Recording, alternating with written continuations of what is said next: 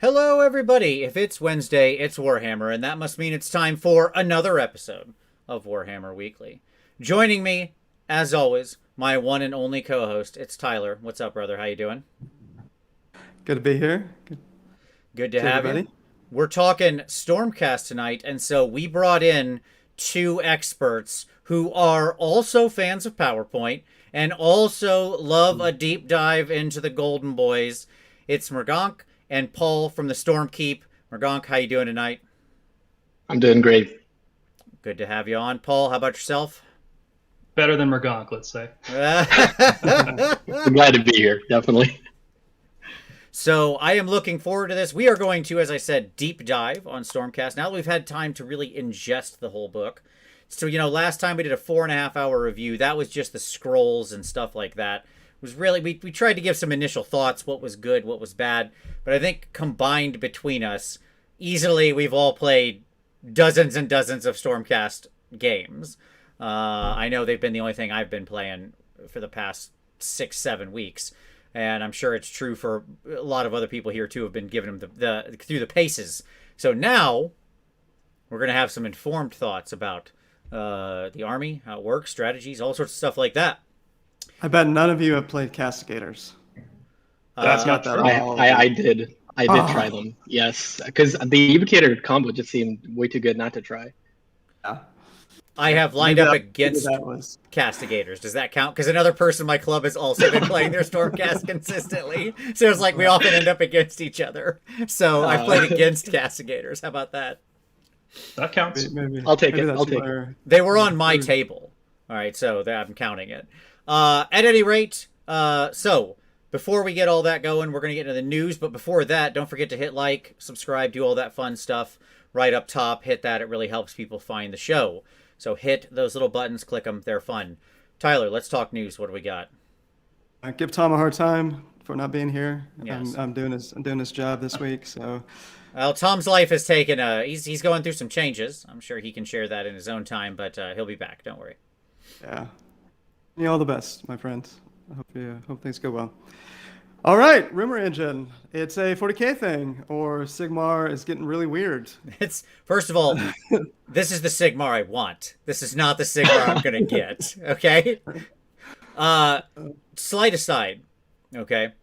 I was just watching. I'm not all the way through it yet, but over my lunch today, over the past couple of days, I've been watching Batman Ninja, which was like it's an animated Batman thing on HBO that was done completely by Japanese creators, and it tells a story about Yes. Batman in the like the Edo period, Sengoku Jidai. pre-Edo Sengoku period. Jidai. Yeah, Yeah.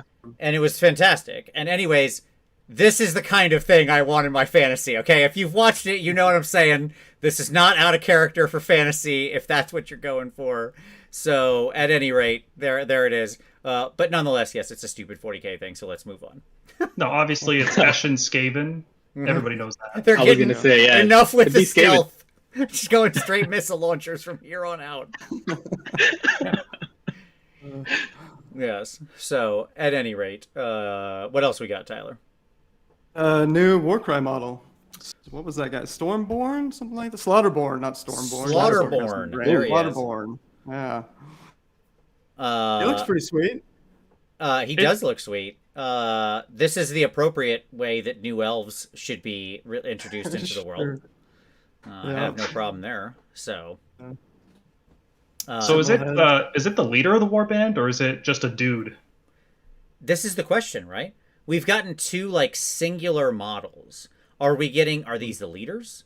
Or is new Warcry going to have like an individual deathmatch mode? Right? What's going on? I don't know, man. I suspect we're going to know, at least partially, this Saturday, is my answer. He doesn't look that fancy, right? Like if somebody told me this is the leader, I'd say, well, how come he doesn't have like a whole bunch of cloaks or other gems hanging off him? Like he just looks like a dude in the warband. Whereas the spider guy looks like, yeah, that's the guy leading them all into battle. He's all crazy and spidered up. He's got the theme nailed. Mm-hmm. I mean, I'm okay with Chaos just sometimes being like ravaging brutes, right? That's fun too. But I also like Spider Guy because I also like Chaos to sometimes be insane madness from the edge of reality. I think Chaos is a big tent party, is what I'm saying. It can handle all types of lunatics, so that's fine. I'm good with it. But we'll see. I guess I'm hoping that I think we're going to clearly get something pretty bold introduced for Warcry. So it wouldn't surprise me if maybe it was like, hey, we're going to use Warcry just like we did with Chaos to explore weird Chaos concepts, to explore all sorts of weird crap around the realms and have different ways to play. And, you'll have champion on champion mode and whatever, stuff like that. Like, sure, wouldn't surprise me. So. Do you guys think that because all the elves have this same hair color, it's some kind of allusion to the realm of shadow? Am I reaching too far here that this confirms Malarian? They're all dark elves. Yes. That's right. Yes. I think it's been confirmed. It's just a matter of when we will see them. I like where your head's at, Paul. One, yes, agreed. Malarian and dark elves confirmed. So I'm in with it. Yes, 100%. Warhammer Weekly exclusive. That's right. You heard it here first. The Autumn Lotus, the multi-part kits for the Chaos Warriors and Knights are coming out in December. They did announce that in one of the articles recently. So, yep, they're coming. I mean, a year, 2 years off of when they should have been, but they are happening at least. So that's good. I don't have the silhouette in front of me, but they had a few silhouettes for this Saturday. One looked like an ogre, maybe that. I have the silhouettes. Oh, sweet. And then, if I remember, I thought one might be like Chaos Chosen, new Chaos Chosen, or maybe On Foot Vanguard. Well, the guy on the right is the 40K model, because he's the Custodes Lieutenant. Yeah. Yeah, either that or there's also a Black Templar guy that's in the old version of him is in the same pose. So it's either, yes, I saw the Custodes Lieutenant potato image as well. So it's going to be one of those two. Yes. And, but yeah, like the middle guy screams new ogre man-eaters that we've seemingly had some rumor engines of. And then, guy on the right or left, it just feels like another new Warcry dude maybe or something with a giant axe. So it's a big axe. Just off chance, did anyone get to see how when they were previewing this or putting up images of the preview, they had cards with numbers on them, and one of the numbers I think we saw was 12, which happens to be Sigmar's number. Okay. And is that a new Warcry Thunderstrike band, or is this Thunderstrike Wave 2 like Lumineth Wave 2? That's the question. Interesting. Oh, that's interesting. Yeah. That is some Pepe Silva thinking, but I like it. It's probably going to be a Wave 2, but it's too soon for that, I'd say. Maybe like March next year we might start hearing about it. Yeah, I mean, I'm good. We're fine on look, I know we're doing a Stormcast show and I'm good. Let's never do an LRL or LL2 again that close like that. We can just wait till the next time we roll over an edition and then add more Stormcast. Like, we're fine for the next 3 years. Thank you. We got other stuff. I'm good. Let's get around to the Skaven. Let's get them new Beasts of Chaos up. We got stuff we got to get to. So could be both. Could be the Ratcast, Thunderstrike. I mean, together. Look, I'm already there. I'm ahead of the curve. So with that I'm grenade down launcher with that. you just saw. There again. Now you're talking my language. I would just hand my credit card over now. That would be the end of that one, and say just run this until it stops working. That's fine. All right. So yes, Saturday is the big preview show, which they're doing it at 1 p.m., which I'm not excited about because that'll make it 8 a.m. here on the East Coast. It's too early. It's too early for me to get up and have to form coherent thoughts. I'm not a fan. We were spoiled by all those 1 o'clock shows. You got to eat lunch, settle in, and watch them disappoint you time and time again. Yep. And yet here we are. All right, so yeah. What else we got? Oh, they put up a Black Library submission article. I think that was today, specifically for the Mortal Realms. Did you guys see that?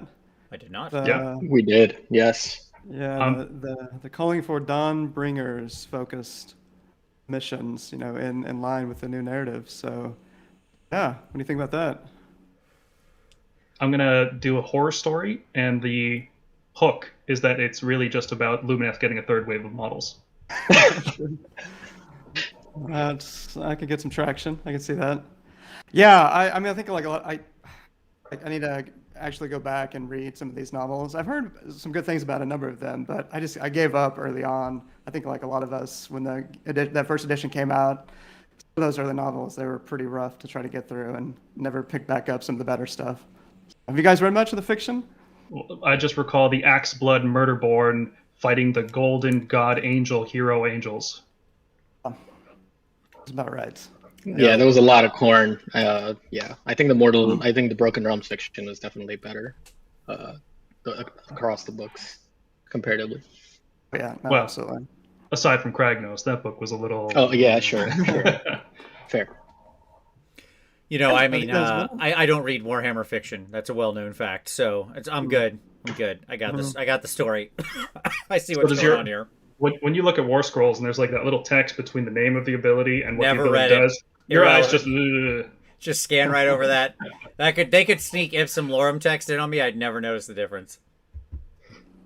Like I get it. I get what's going on here. I'm fine. It's cool. Sure. That's it.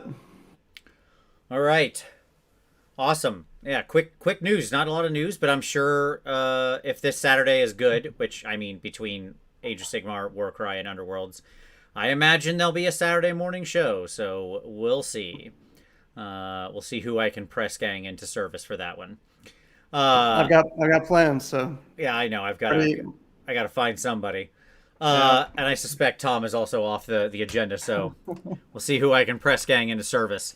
But at any rate, let's go to pick of the week. Mergonk, what would you like to share with everybody? Would you start us off? Well, not to toot our own horn, but on our channel podcast, the Stormkeep, we're actually doing a lists video pretty soon. I think this next week or this coming week. And what we're doing that is in our Discord. We're gathering up lists. We're having people in our Discord submit lists, and then we vote on them.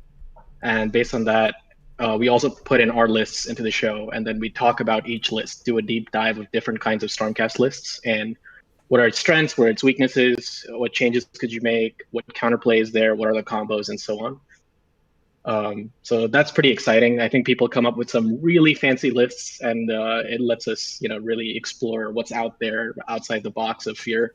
Oh, hey, I'm going to take 6 Raptors and Thunderbolt volley you or something. Sure. There's some interesting stuff in there. So that would be my pick of the week. Nice. That's basically the new Smooth Brain. It's 4 Fulminators or 10 Protectors. Probably more full Fulminators than 6 Long Strikes of 3.0. That's like the new bar. I'd say the latter. I'd say Long Strikes form the backbone, which is weird because they're not even a battle line unit. But yeah. No, they are. Yeah, they're. Been trying out. Oh, we'll get into it. Been trying out other options to not play Long Strikes, and it's difficult. Just circle back. Yep. Yeah, they're so good. Yep. Fortunately, I own 0, so that's easily keeping me out of that particular sand trap. Paul, what would you like to share with everybody? Now, I will clarify, we did talk to these guys ahead of time, and they said it was okay for us to plug our podcast, so I don't feel bad about doing this. Not at all. I really want to shout out our video that we did about tactics and strategy. I feel like there's a dearth of content relating to this in the Age of Sigmar community on YouTube, and we wanted to just create a conversation, even if it's just an introduction to it.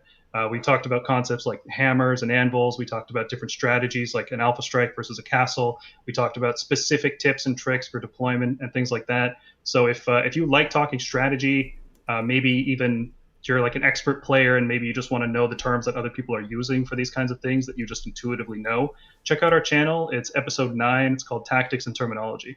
So definitely want to give a shout out to that video. Very nice. It will be on linked there, below. Expertly leaving your units off the board and not bringing them on in the correct round. That's a hot tip. Murdoch might be familiar with. It's key strat, folks. Okay. Not salty about that game at all. I've got like 4 points of that game that are just lodged permanently in my memory that I'm not salty about again. It's fine. Tyler, I've got some simple advice for you. You ready? Yes, please. Yeah, be better. Be better No, at work. get good, right? Get good. I've heard Yes. that a few times. Yeah. Okay, we can move on now. All right. What's your pick, Tyler? What would you like to share with everybody? Well, I mean, not to further, inflate these fellas that we have on. You guys are kicking ass with the channel. It is really good, like sincerely. Thank you. Every video Oh, has thank been amazing. The level of depth they're getting into it's fantastic. Some of it reminds me of some of the stuff that Tom was wanting to do forever in terms of particularly our last video he's talking about, never really got around to doing. But I mean, I can't talk. I'm not really producing content other than helping out this fellow here. But yeah, that last video was brilliant, getting into some of the weeds of tactics. So, yeah, good on you. Thanks. I know you're talking about battle reports, which is really cool. Looking forward to seeing that. So I think you guys got a Patreon they're going to be doing, which I probably need to check out and support. That'd be a good thing to do. So yeah. Yeah. There you go. Yeah, that'd be great. Yeah. So I did want to shout out Dave Witek. We haven't mentioned Dave in a long time on this show. Obviously, Dave has one of the true OG podcasts in the entire Warhammer Fantasy AOS community. He's been doing it for forever. He had an awesome episode, his latest one, on all the lore. So if you're interested in the Stormcast Eternal, we were just talking about it. It's gotten pretty interesting, I thought. I read through the entire book, all the lore, and dug quite a bit of it. So yeah, check that out if you want to learn more about the Stormcast lore. Yeah, the lore's definitely gotten a lot better since first edition. I was always attracted to the aesthetic, like Roman gladiators with Art Deco wings. I thought that was really cool. And I'm super stoked that we finally have a chariot that matches that. But the lore was like Golden Man smashes Bloody Axe Boy, and then just kind of do that for a few years. But it's gotten a lot better since then. In particular, I'm loving all the plot hooks they've set up in the new battle tome. I don't want to spoil anything if anybody hasn't read it yet. So yeah, it's vastly improved. I'm not much of a lore guy, but it's a good read. Awesome. My pick of the week comes from the future, which is that if you still after this show have not and after going and watching the stuff on Stormkeep have not gotten enough Stormcast Eternals content, if you're like, I need to mainline more of that sweet Sigmar lightning, AOS Coach has got you covered. He's doing a talking Stormcast Eternals coming up. That's linked down below. Go and check that out. Coach, as always, great, fantastic content. So, all right, gentlemen, let's turn to some hobby time. Mergonk, what do you got? What have you been working on? You painting up some Stormcast? What are you doing? Yes, I am. So other than waiting on my 3 Annihilator boxes, the ones with the Grand Hammer in them, they're currently drying outside, so I didn't want to bring them in because the room smells. But I have primed and you'll see the list tonight that I'm currently thinking of testing out. But all the hero models of the Lord Imperatant and everything, I'm getting ready for Austin, which is, I think, November 20th, right before Thanksgiving. And yeah, so those models are currently on my table, and they're currently outside because I don't want the room smelling of primer. So makes sense. Let them degas outside. It's good. Mm-hmm. We'll talk about the Lord Imperatant a little better, or as I call him, the Lord Imperatant. Sure, absolutely. I'm gonna put you on the spot, Mergog. You still got a beautiful dragon that I might have sold you. Get rid of it. You can be honest. I did. I wanted to repaint mine in a little bit, and I bought a new one. And I think Chris, you know Chris Pratt? I think he plays LRL these days. Parks and Rec. Oh, I forgot his name. That's a dad joke, but no, him too. Yeah, but he has it. Chris Pratt has it, I think. Yeah, Star-Lord is a well-known AOS player. Sure. I can see Yes. that. Yeah, he's a big Stormcast proponent. Awesome. All right, Paul, what's on your hobby desk there, my man? What are you working on? I am clearing out the very small portion of my Stormcast backlog that still exists. I'm up to about 12,000 out of 13,000 points painted, and I want to get that finished before the end of the year, before I buy a whole bunch of Drakes and Annihilators and Vigilors and Vanquishers and all the ores and Urs that you can handle. Nice. So, in particular, right now I'm painting up Stormstrike Chariot. It's actually right behind me. Yeah. It's interesting. Contrast paints are definitely making it easy. I'm not the greatest painter, but I feel like contrast paints with some medium make it really easy to do nice blending transitions. Fantastic. I love it. Yes, getting models painted is always good. And I like how much contrast have turned people on to this kind of like painting with translucency and getting that contrast fast and getting models on the table. Best thing contrast did was convince people that they could paint. They always could. It just tricked everyone into figuring it out. That they had it in there. The real secret was in you the whole time. All right. It was the friends we made along the way while we painted the figs. Tyler, You don't paint. Oh, Did you get any games obviously. in? I did. I want to say I was spying on this guy Paul. Had no clue who the heck he was, and I did a deep dive. This dude's a true Stormcast stan. I mean, his Instagram is just all Stormcast, like going back years. I was wondering if that was you who went through and liked every single photo on my Instagram account.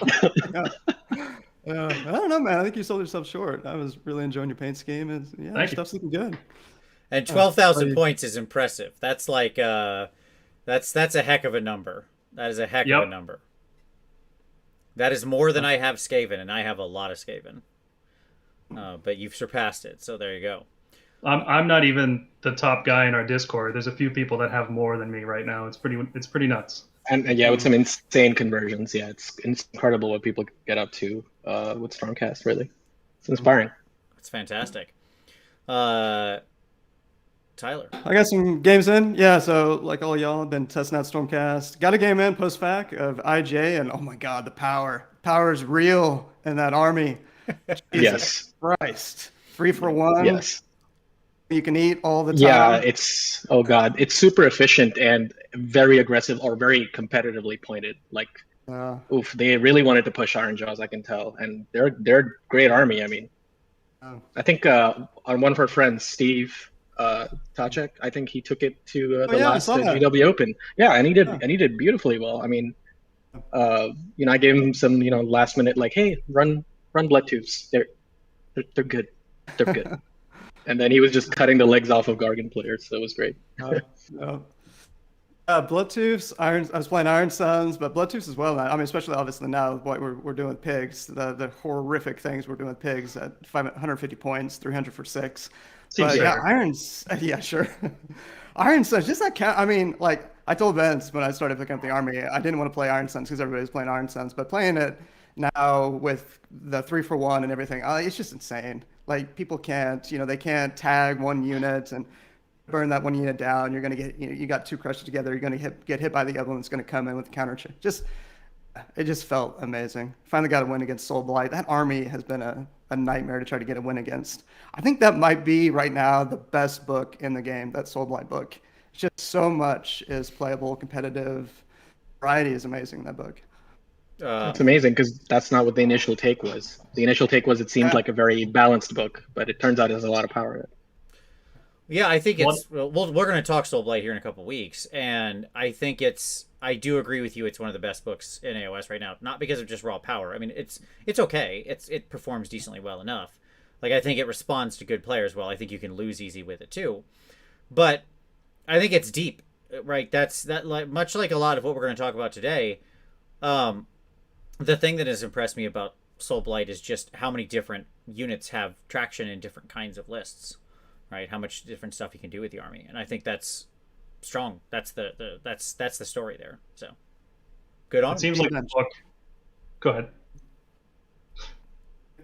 All you, Paul. All right. It seems like the book really came out at this perfect time where the designers were coming out just off the tail end of second edition, so they knew where to scale things back, where they weren't too fun to play against, but they were also had third edition in mind. But they hadn't quite adopted the third edition design paradigm where everything is toned down. So it's got the best of both worlds, and it's just looking through the book. At first, you're not that impressed because not the best stats, not the best points, but you put all these pieces together, and it's a great book without feeling oppressive. Yep, agreed. For myself, my hobby time. Oh, it's been busy. But we're in the end game now, folks. With a week and effectively a day left until this tournament. The display board's done, obviously. I shared those photos. I finished the last figure, or what I thought was the last fig.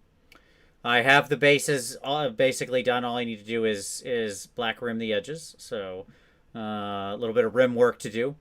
And then I looked over and I realized that I had forgotten that the stupid Lord Imperatant comes with a stupid dog. Okay. Yeah, the completely pointless little buddy that gives him 2 extra wounds, I guess. And of course, I'm not using the normal bird dogs because it's rat cast, and so I have this guy instead. These rat dogs. That's really good. And so I have a whole host of these rat dogs. and so I have to finish him up. But we're in the end game. It's like maybe a day, and I'll have the army all done, and then I still have everything else I've got to do to prepare for the tournament, including making a new carrying case just for this stupid army, and getting a book together and taking photos of everything, and all of that. So it's going to still be a busy week, but I think we'll make it. Is this a different display board than that really elaborate one you had for the High Elves last week? No, that's the board for them, because Okay. it's a teams tournament, so it's with Tom, and he's running Settlers Gain. So the story is we're defending the city in Haish. So, all right. That is our hobby time. Okay. So, with that, we're not going to do anything in the way of events this week because we got a lot to talk about here. Gentlemen, are you ready to deep dive on Stormcast? Let's get to it. That's all we do. All right, then let us do some Stormcast deep dive. So, we bring up our presentation here. There we go. All right, I'm just going to jump right here. Stormcast 3.0 by the numbers. Now, my supposition has always been that Stormcast are a great starting army, but there's a challenge. Rules-wise, they're a good starting army, right? They're relatively straightforward. The way they play is very new player friendly. The problem is it's got an overwhelming amount of choice. And, I got a game this weekend, and my buddy who's playing Stormcast brought his Stormcast over, and he was just like, I'm overwhelmed. And so, we did a team game, and the nature of how he set up meant that he had set up within range of the Soulblight Gravelord player's ability to just take his zombies and throw 60 zombies at him, turn one and auto pile into him, run 6. Right. He had set up within 16 inches because the nature of the angled setup, right? And he didn't realize that was a thing zombies could do. He thought, he looked at the zombies. He said, they're 4-inch move. And then the Soulblight Gravelord's player went first. All of a sudden, his entire line was swamped with zombies who were double piling in because of Van Hels, and he was going to lose his raptors and everything, right? And I said, all right, stop. Re-rack. We're going back. And the SBG player was cool with it because he was like, that shouldn't happen. You should, I should have been more clear that this was something my people could do, right? But the point was, as he was looking through his, as we were talking about the army, because he's been playing him and I've been playing him, he's like, I'm just overwhelmed because there's so much there. And I don't know, he didn't know what to pick, right? I mean, he has 6 raptors. Okay, let me say that. He's cottoned onto that. Okay. And he was rolling 6 raptors. But, he still was okay, so which ones do I use for my battle line? He's been trying different battle lines, right? What does he do as far as other shooting units? What does he do as far as chaff? Just all these different questions. And when you look at the numbers, it is a crazy amount of choice in this book. 75 War Scrolls. 2 of them are just singletons of normal units, right? So that is to say, I'm only getting, there are 77 entries, but I'm only counting 75, just so I don't get actually'd, because 2 of those are just, single Fulminator and single Stormdrake Guard. 39 leaders, 6 different battle line. Take that, KO. 15 different battle line if. Okay. 8 sub-factions, 4 behemoths, 7 monsters. So that is to say, only 4 of the 7 monsters are behemoths. 1 artillery, and 11 units with basically no role of any kind. Okay. Who aren't leaders or otherwise anything. At most, they're just single. Right? Right. So these lucky 11 are. Okay. It's a lot of the sacrosanct stuff. So a lot of the sacrosanct stuff has no way to go battle line if. Things like Underworld warbands. Underworld's warbands, yep. To the 2 Underworld's warbands, the Chariot. It's 3 now. Oh, 3. Yeah, you're right. I'm sorry. Yes, you're absolutely right. But yeah, stuff like that is what usually makes up most of the no roll of any kind. So there's just a lot, right? So before we get into anything else, I just want to say, have all of you, and I'll open this up to the floor, have any of you found it overwhelming just how much there is here? with this book? Yeah, I have a little bit, particularly with the usual trying to figure out lists that take the foot off the gas a little bit, as opposed to just run to a list of things that are relatively straightforward. You see the synergies, you see the combos. I can understand why Gardas, Fulminators, Protectors, Long Strikes. You go down the list, Relictor, Castellan. Like, we've got quite a few things that are obviously quite good and quite good in combination. And we've got a number of things that are in that B tier, A tier, and trying to figure them out, like that second tier.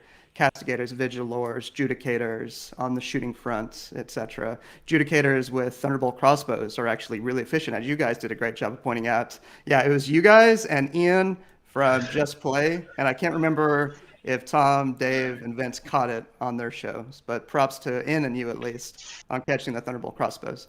But yeah, I've definitely found it a little challenging to try to figure out the mid-shelf type list.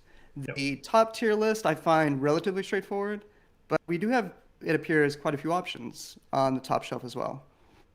Yeah, and I'll say definitely. We were talking about this beforehand, but it's also a very modular book, right? There's not a lot of natural leading through like with Doc. It's like you make a choice, you like snakes, and suddenly everything's decided for you, right? It's like, oh, okay, I take this, I take this, I take this, I take this.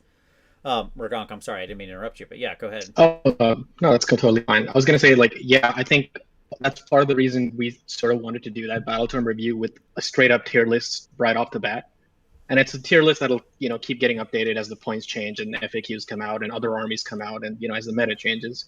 But it was essentially a way to solve that analysis paralysis. So if you're a new Stormcast player and you're like, well, I have $200 or whatever, where do I spend my money? You can make something of an informed decision as to what kind of list you want to make or what kind of units you want. Yeah. A lot of the feedback we've gotten is just people saying, thanks, I had no idea where to start. This has been really useful. There's just too much going on and there's too many numbers and you compiled it all in a really convenient way. Funny story, we actually just updated the tier list that we put out initially because the FAQ changed quite a few things. And we kind of slept on one or two models here or there. Nothing like major, like how a lot of people slept on the Torlon. We knew that was good, but some things are updated a bit. Instead of being on here, I was going to be recording that tonight, but plans change, I suppose. So that should be going up in the next couple days. But yeah, there's a slide in there that has just a summary, every unit ranked by tier. About half the book is playable. Like over 50% of the book is either C or higher, which in my mind makes it playable enough to be, you might not make a full list out of every C tier unit, but you might include one or two here or there. And most of the bad units are like heroes. We just have too many hero war scrolls. So if you start picking away at the book, it feels overwhelming at first, but then you kind of narrow it down to pick some hammers, you pick some anvils, you pick some support heroes, and you're good to go. It's hard to make a mistake at that point. Yeah. I agree. I think this is a highly, highly playable book. The challenge, as you said, is there's a lot of dead hero war scrolls. Like, let's be honest with ourselves, right? Like they've overprinted Stormcast heroes. We have Primaris Lieutenant syndrome here, 100%, right? So. Yeah, absolutely. They could just cut some of them straight up. Like, why is the Knight Questor in the book? Why does he still exist as a playable war scroll in this game? He was a Silver Tower model. Just leave him in there. He doesn't need to be in the battle tome. I would go the opposite direction and say, how about we just make him a valid war scroll and like actually give him some purpose in the army, like just be a kick butt individual dude who's like because individual contributor heroes can work, right? Like that is a thing that can exist, and have a place in an army, but they've got to like earn their keep with some kind of either deployment shenanigan or special trick or both, right? I'm thinking of somebody like Sigvald. Right, Sigvald doesn't have any real synergy with the rest of the army, and he doesn't need it. He's his own perfect man. Probably one of the few good scrolls in that entire book. Yeah. Right. I mean, I'd love it if every war scroll was good, but then what would people complain about? So it's a good have that. Both Stormcast and non-Stormcast. Got to complain about something. That's a good point. I'd actually say not even Sigvald because he's like a main character in that book. I'd say the Grimwrath Berserker. Like, look how well they designed that war scroll for a fighty single hero. Right. And none of our fighty heroes want to be do anything like that. So it's just strange. Yeah.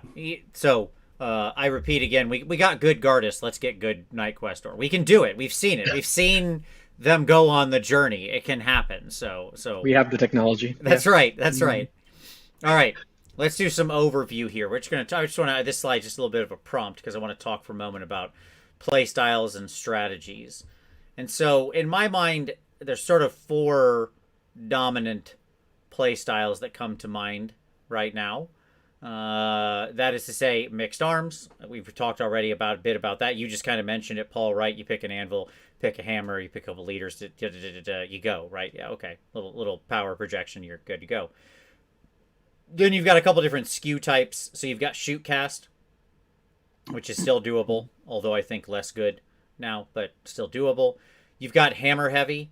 You can tilt this army to just be overwhelming numbers of hammers and threats to your enemy, like stuff that are very, very scary, very mobile, and very destructive when they hit.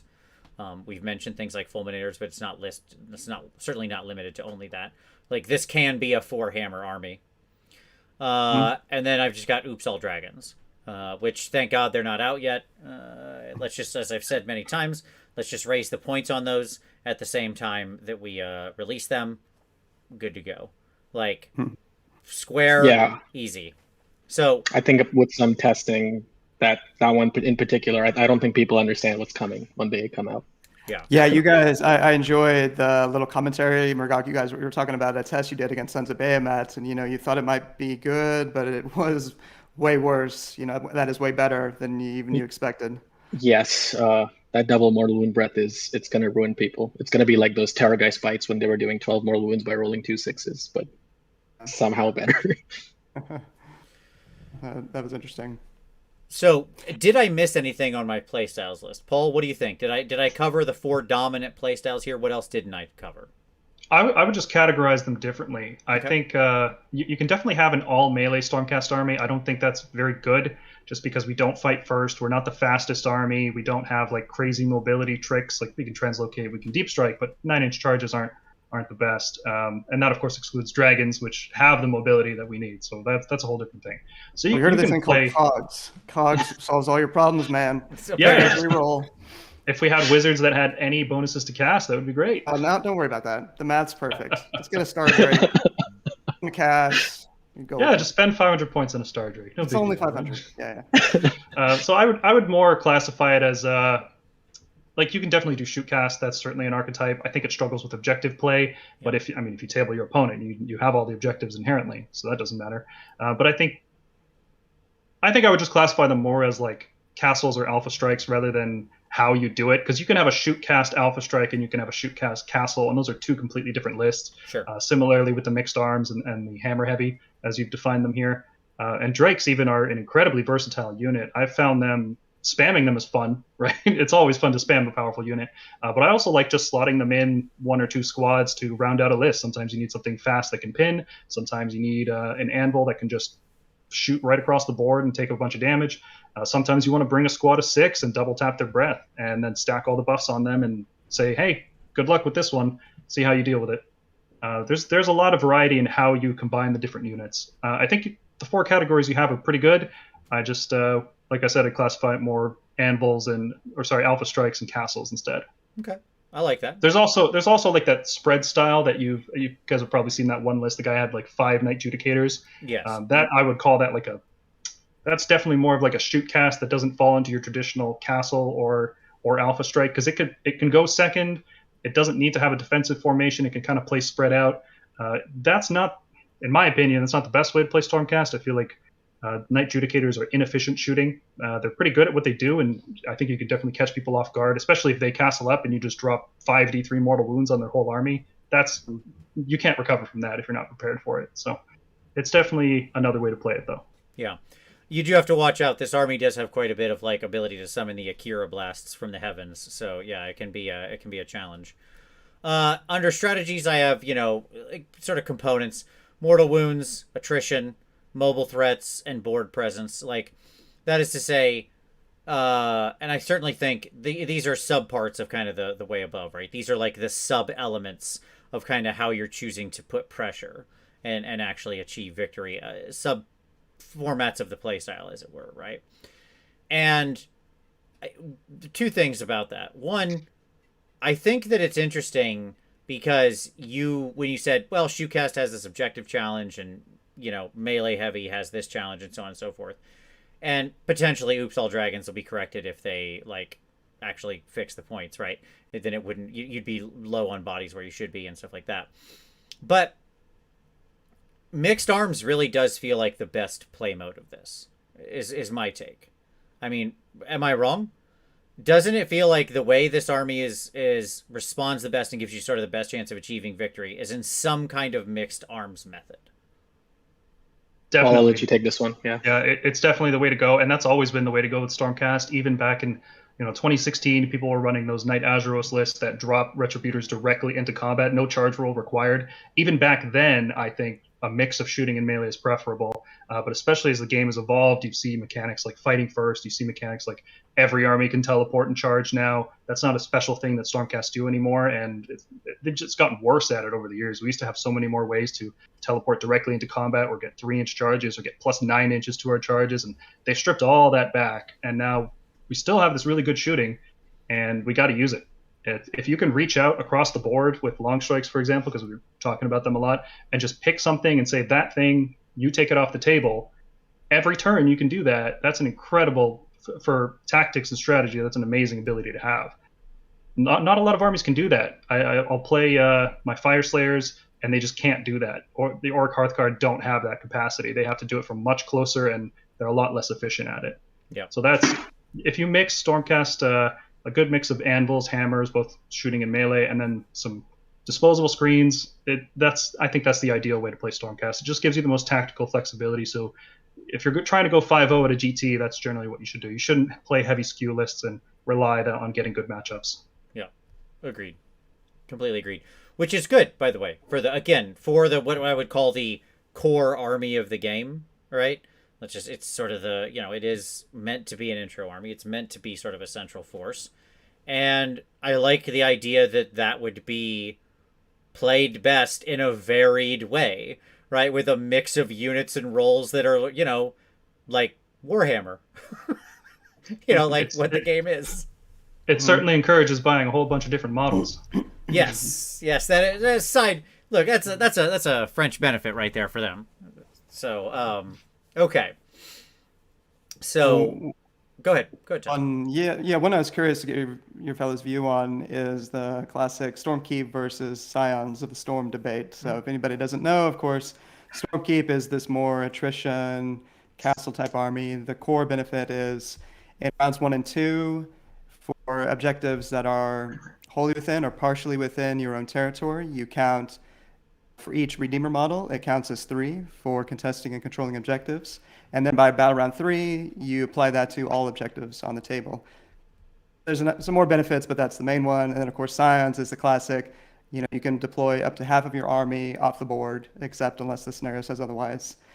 And so what do you guys think? Maybe Mergok, start with you. Of course, they're quite different in sort of what they're doing, but do you think, all else equal, again, from a trying to do as well as you can at tournament standpoint, are you guys leaning one way or another? I think I definitely lean more Scions than Stormkeep. I think the great thing about Stormkeep is just the fact that you get coalition units from cities and the Redeemer spam. But my problem is Redeemers are at their core an anvil unit. They're not meant to do damage. Now, I'm not saying you can't increase their damage output by any means. It's just that they're either meant to screen our things that actually do damage, or they're meant to absorb a charge and then stay in place, stay alive on objectives. And the problem with coalition units is, while it does let us take Cities of Sigmar units, there aren't that many units you actually want to take because their stats just aren't that good and efficient compared to our own. And when you're playing a Stormcast army, you really want those efficient stats. The Scions thing, the problem is the benefit is it gives you a lot of tactical flexibility. Mm-hmm. The ability to just deploy things off the board and be like, you cannot touch this. Oh, you have 30 Sentinels, I do not care. You cannot touch them. Right. Is really, really strong. Yeah. Especially because our best shooters, we keep circling back to Raptors, they're incredibly fragile, right? Yeah, I mean, you're talking 12 wounds in that unit, right? I mean, that's nothing. It's literally that's nothing. Yeah, 12 wounds on a 4-up save, that's nothing. I mean, but you say, hey, you can't touch this until I let you, and that's great. Right. Paul, go ahead. if you shoot first, you don't have to care how good the enemy shooting is. Hmm. So we actually did a whole video about every noteworthy, maybe we missed a couple, but most noteworthy allies and coalition units that you could bring in, and the list is pretty sparse. Even the war machines, you might think those might be cool, but just the way the war scrolls are worded and the rules for 3rd edition, they don't seem to gel very well. And the Redeemer bonus is not great. It kicks in round 3, and usually, like, if you're not going first in round 3, that bonus really doesn't matter. Whoever, typically you know who's going to win at the bottom of 2, and then the turn roll for 3 determines the game most of the time. So having an ability that kicks in round 3 is pretty disappointing. On your own objectives, it's a useful thing to have. If you're playing defensively, your opponent can't just run up with 60 skeletons and say, hey, that's my objective now, even though you're sitting on it. So I like that, but I just like being able to protect fragile units or deep strike charges with Tempest Lords, all that stuff. Another issue with Stormkeeps is you can't play Annihilators in Stormkeeps, like, at all. If you're not using Scions of the Storm, you shouldn't be using Annihilators. And the main reason to play Stormkeeps, as far as we could tell, maybe this is a bit of a spoiler for later in the video, but the main reason to play Stormkeeps is so you can use a Frost Phoenix and take an artifact on it. And that's a very, very strong ability. Is it strong enough to justify losing Scions, though? I don't know. That's tough. So yeah. I think it's overwhelmingly Scions of the Storm is better, just because the bonuses in Stormkeeps aren't that good. The Shield of Civilization ability is underwhelming. The damage from it is like nothing. Even if you take Staunch Defender, it's still like nothing. Like a 3-up to do D3 with a reroll is, who cares? Yeah, Stormkeeps are disappointing. Maybe if Dawnbringer Crusades come out and they get a new book, that might swing things in the other direction, but I don't know. Protecting Raptors is so important right now. Yeah, for me, I think both are viable, but there's a challenge to the Stormkeep, and I actually think I would frame it slightly differently. And that it's Redeemer units are good. Like, they're really good units. Like, pound for pound, if you compared their stat line versus points and what they sort of can achieve and stuff like that, especially with that bonus, against most other books, you'd be like, yeah, this is a good unit, right? Like, undoubtedly, these are good units. I mean, we're going to talk about them later. Well, except Vanquishers. I'm just going to put that out there. Sure. Yeah, no, totally fair and agreed. When I'm thinking of, like, your main 3 sort of Redeemers here, that is to say, Libby, Sequiturs, and Vindictors. And when I think about those 3, the actual challenge to me is just, yeah, sure, you can invest to make them offensive, but I agree, they are more anvils. And the problem is it's all in the mobility, right? Like, in an army that already, you have to think a lot about mobility, because once you take away your teleport, or your ambush, your deep strike, right? Then you've got to teleport, maybe you've got 2, but that's basically it. Right? And there is mobile stuff in this book. Certainly. There's highly mobile stuff in this book. But the more you invest into dudes that can just walk 5 inches, right? And that's it. And they can only anvil and they're not going to push anybody off a point, the harder it gets for them to win. That's one of the challenges, right? Like, their problem to me is not that they can't kill, it's that they don't have the speed, right? They don't have the positioning, yeah. Yeah, exactly. Right. Where they need to be. Like, by the time I'm not sure I agree, Paul, with the take that you always know in round 3. I'll say that, like, sure, 50% of the games end like that. But, I mean, if you're in, like, a tight tournament game, like, you're round 4 and 5 in a tournament, you may not know by 3, right? Those might go to 4 and 5, right? It's not 100%, but, yeah. The closer games with more even opponents will go longer.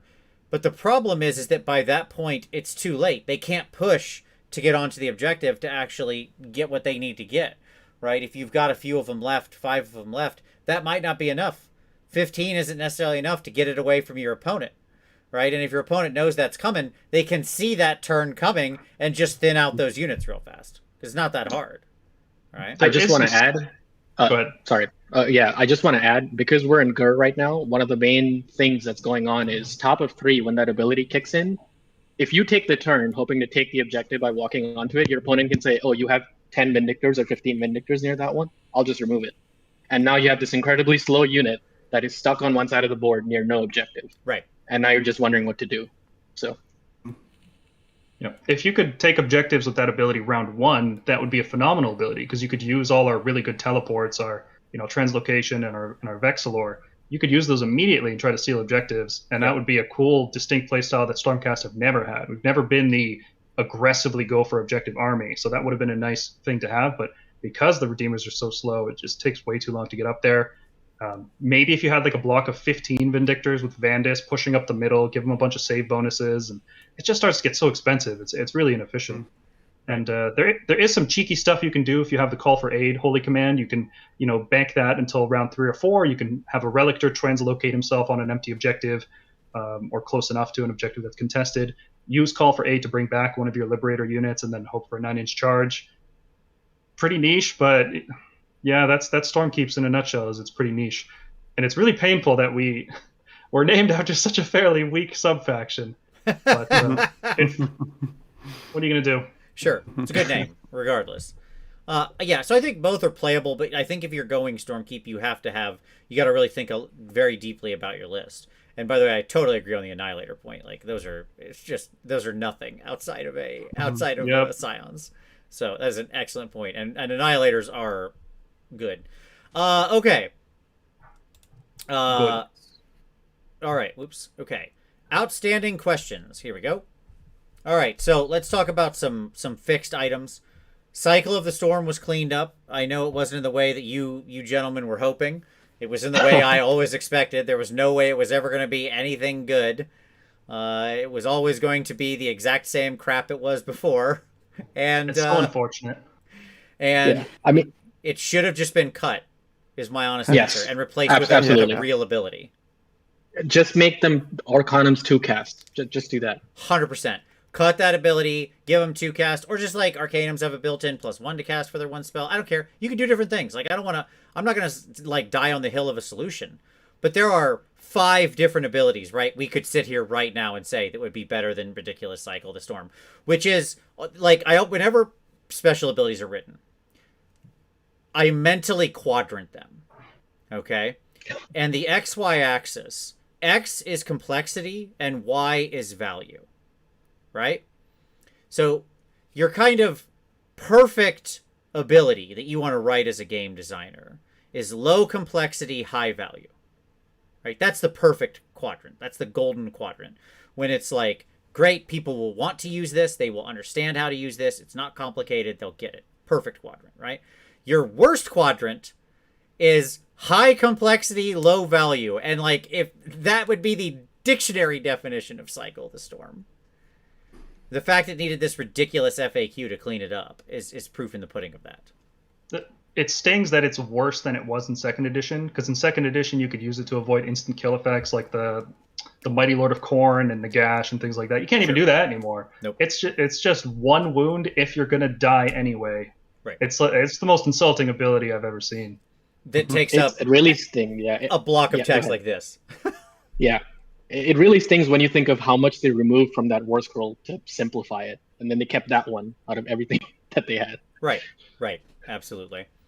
I know you're a big defender of the Mortal Wound Crystal Bomb drop thing, Mergonk, but which I always hated, by the way. I hate all of those things. Anytime Lumineth have that too, all of those Amazing. rules should be jettisoned. They're terrible. I hate them. No, you're wrong. They are so tactical. They so were super cinematic. tactical to forget it until you're like, oh, Cinematic. jeez. Oh, hold on. I've got this thing. Can we back up? The most common way I've heard that ability used is, hold on. Can we back up?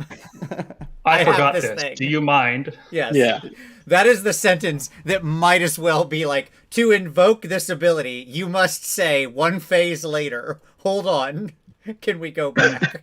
Yeah, we got to go back to who has the biggest mustache, those kinds of rules. All right, like, because it's just silly. But anyways, I don't mind that they got rid of that. They should have killed Cycle. Okay. Command trait, Master of the Celestial Menagerie was cleaned up, restricted to only behemoths. Good change. It was silly that your entire army could be neg 1 to wound in combat, and it only made Dracothian Guard even better. Go. Can I just say, yeah, so I don't like the behemoth thing because, and I'll say that absolutely think that it needed a change, because I think having an entire army of Stormdrake Guard, who are already pretty oppressive as they are, and you'll find out why, I guess, in December if they don't change the points, was silly. I just think this punishes monsters like the Toleron because they're not behemoths. I think this should have been hero monsters. Just hero monsters. Also would have been a good fix. I would have totally supported that. By the way, why isn't the Torlon a behemoth?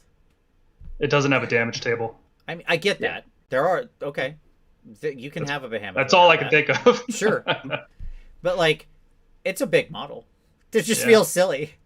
I'm not whatever. Your fix is better. I like that, Mergonk. I really do. I think that's a better fix. Look, I think let me ask the question like this. Out of all of the allegiance ability stuff, okay? Like, you understand what I'm saying, yeah? Everything in that part of the book. Are command traits the worst part? Yes. No, the battle tactics are worse. Oh, battle tactics. Yes. I don't Okay, consider those fair. now because I wasn't we can always thinking use the of core those, ones. but because I just Yeah. hate those, like I hate hell and all things Montague. But let's I just put aside yeah, grand I just- strategies and battle tactics, which shouldn't even be in this book. Of Yeah. the enhancement section, there you go. I'll say it more properly. Are they the worst? yes. I would say so. Yes. I think most of the time, whenever Paul and I sit down to make Stormcast lists, we end up using Master of Magic or High Priest. Yeah. I think all the Stormcast traits they're either extremely niche or just downright garbage. Yeah. Just not worth using. And they have so much potential too. Like Broken Realms Marathi, it had this battalion that made paladins count as redeemers for the purposes of basically what's the Shield of Civilization ability now. Yep. Why does the Starch Defender do that? Make paladins count as redeemers. Boom. All this potential just opened up with that one little thing. Yep. But it's like they went out of their way to make really weak abilities because they were worried about it stacking, I guess. It's disappointing. It is. It truly is. I think that the command trait section, I look at it every time, and I get sad. It's just so, Here's a question for you guys. Are there other rules that mention behemoths? Off the top of my head, I can't think of an allegiance ability that specifically only activates on behemoths or battle line or some leader role. Like that's all pitch battle the stuff, army right? construction role as opposed to the keyword type. Yeah, it's really weird. I can't think of anything else, but I don't have an encyclopedic knowledge. Just pretty close to it. Yeah, I can't think of anything. I have a feeling maybe early, first edition, maybe we had some of that. That's just kind of a I feeling. mean, this feels like a patch. This feels like no, we made them too good. Patch it to only affect a small thing, and let's stop the panic. Maybe they will go back to it. Maybe they'll revisit it. But I think they were just like, okay, people have just a Star Drake. That's it. You got to take a Star Drake to be able to use this. Right. So. Yeah, I mean, like the advantage, I suppose, right, is that because it's only fixed in an FAQ, you can just change it again, right? It's not like in the printing. You can just keep changing FAQs until you get it right. And if you don't believe me, go look at Sylvaneth Woods. You can change them like 50 times. They could add Behemoth to the Draconis and the Torlon. They could change it to Hero Monster. Sure. If their goal was to just make it not work on Drakes, there was a lot of other ways to do that. Right. And it definitely felt like this FAQ was rushed out the door. Like they're tripping over themselves, scrambling to push it through the door to get it out as quick as possible. And they did. I don't know. That's how it feels. It could be totally Which is intentional that shocking it given works how this much way. time we had of that between when Stormcast were released. Then you had the book a month and a half later. Then you had the FAQ 4 weeks after that. So Yeah, it's only been 2 months, Yeah. Hmm. All right. So translocation, no move afterward. Now, fine, good. Like, okay, like I get it, and I'm fine with it. I understand there are other abilities that do still allow movement after some form of teleport in the game. But I'm fine with this change. Mergonk, you want to defend this when you were a big stand for leaving this in here? Yes. Now, before Chad explodes, I want to say it is a really, really strong ability. Yes. Okay, no doubt about it. Like it is unlike anything that's been seen in the game. It feels like you're breaking a cardinal rule, like committing a sin. I just want to say there's 3 things about the effect. It is the effect itself, it is how the effect scales, and it is how reliable that effect is. Mm-hmm. And the thing is, when we write core rules for a game, the entire point is to be able to break them with certain units, and that feels cool. That feels unique. Yep. And this ability itself, I'm just talking about the effect, was a cool and unique ability that no one has that was very thematic to Stormcast. A bunch of elite knights making surgical strikes across the board. That being said, it was extremely reliable. It went very reliably, especially with the High Priest trait. and it was extremely scalable. So you could, translocate Stormdrake Guard, you could translocate 15 protectors, 4 fulminators, and do just crazy things across the board. And it meant the opponent was never safe with their movement. They were always on a one drop. Sure. In a one drop. I'm saying most people don't carefully, think that much about their movement every single turn. They think of maybe 1 or 2 deep striking units that can come in. I think there were ways to sort of keep this in, but nerf the things that surround it. So move Translocation's base value to a 5-up. So the Relictor only gets it off half the time. Second, make it so the maximum combined wound characteristic you can ever translocate is 15 wounds. So once you start reinforcing things, you literally can't translocate them. Or if it's like a big thing like a Stormdrake Guard, Krondys, Karazai, whatever you have, you can't translocate them. And I think that would have been fine. Because what removing this does is it removes a lot of lines of play. Stormcast are now firmly in the we are a castle army. Mm-hmm. We want to be we are slow, we will move slowly up the board, we will shoot you and make you come to us. And when you come to us, our elite knights with the glaives or hammers or whatever have you, they'll hit you. And it sort of took a book that was already pretty straightforward and made it even more straightforward, I guess. I don't want to use the word bland because I think this book is good and it has some flavor to it. But I think the effect itself was never that strong. I think the reliability and scalability of it was, and we could have addressed that. But I can totally see why they removed it. I mean, it's just far easier to do. You don't have to keep all these things in track. It doesn't create all that noise. So I understand that. Sure. Well, it's all good points. It's a very well-stated point that you should think about all 3 of those things, because that is the constellation of what makes something quote-unquote too good, right? As I've said many times, right? To go back to the Amulet of Destiny discussion, you look at the Amulet of Destiny on a Mega Gargant, you're like, problem. You look at the Amulet of Destiny on a 4-wound Goblin Shaman, you're like, not a problem, right? So there are you can't read just the words of the ability itself and infer too good or too bad. So yeah, the point about setting a wound cap limitation, I really like that, Margok.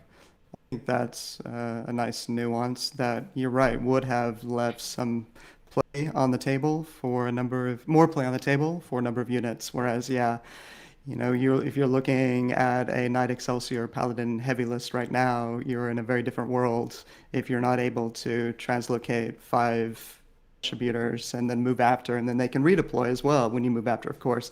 I mean, that was one of the counterplays, of course, with translocation, is that I made the point about one drop because that in some instances took that away where you're putting 4 fulminators or 10, 15 protectors in front of your opponent's entire army, and they're not having a good time. Nobody should be having a good time in that situation. Yeah, and my basic argument was that if you scale that down and make it less powerful, people have tools. Like, we've always had screens in this game. I mean, if you've been playing since 2nd edition, you know what Sequitur and Evocator Gab bombs are. You should know how to use screens by now. Right. And being able to do redeploy and unleash hell in addition to screening makes it so translocating minimum squads and moving afterwards is not that oppressive, in my opinion. Yeah. No, I really like that idea. Yeah. Translocate is still incredibly strong. Oh no, yeah, no. In a vacuum, moving a 4-inch paladin unit after translocating probably wasn't that broken, but when you combine it in an army like Stormcast, which has incredibly powerful shooting and anti-magic capabilities, the combination of all those things ended up being a little too strong. The best solution I heard, back when I was huffing copium about translocation, the best solution I heard was don't allow it to be used on any unit that's reinforced. Is it really that broken if 2 fulminators charge you? Is it that broken if 1 dragon charges you? Probably not. It's probably okay. Yeah. I've moved past it. I played translocation the way it is now for years, and I had great success with it. It's unfortunate that the rest of the Stormcast army is so slow without it. Knight Heraldor does nothing now, which is a big bummer. But Gav's gone too. Yeah. Gabriel Shorehart was the other delivery. It felt like they made this translocation change in accordance to all the other changes they made to our mobility, which was already not good. So without it, we're going to shoot you. I hope you have fun playing against shooting, because that's all Stormcast do now. Sure, it's going to be a core backbone of a lot of the army, right? Yeah. To compensate for the mobility challenge. Oh, you guys are going to get so sick of Raptors. Every list is going to happen. Or Raptors or crossbows. Both are very good. Yeah, I don't even know if it'll just be limited to those, but yes.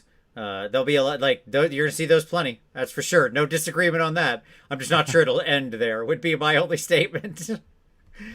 Okay. outstanding issues. So I know you gentlemen had raised some stuff that's still outstanding. So Mergonk or Paul, take this as you will, but a couple items that you thought are still outstanding. Oh, and then the Yggdrasil timing cleanup, that was the other one. But any outstanding issues you all think that are still you'd like to see addressed in maybe the winter FAQ? Take it away, Paul. Sure. How much time you guys got? Yeah. we can go real deep on these rules lawyer issues. So one of them is that when I was talking about the Cycle of the Storm thing, I always said that it wasn't necessarily an issue with Cycle of the Storm. There is just a hole in the core rules where the core rules don't understand how to handle overkill damage. It's just a matter of definition. The rules need to be cleaned up. Just like a minor technical, like everybody knows how the game should work, right? But just clean up the rules. You shouldn't have broken rules. It's like a clerical thing they need to fix. Then specifically to Stormcast, there's we got a laundry list. One of them is Bastion's ability to use a command anywhere versus the holy command saying they can only be used in a certain way. Which one wins? They're contradictory effects. I don't know. It's hard to say. So an official FAQ on that would be good.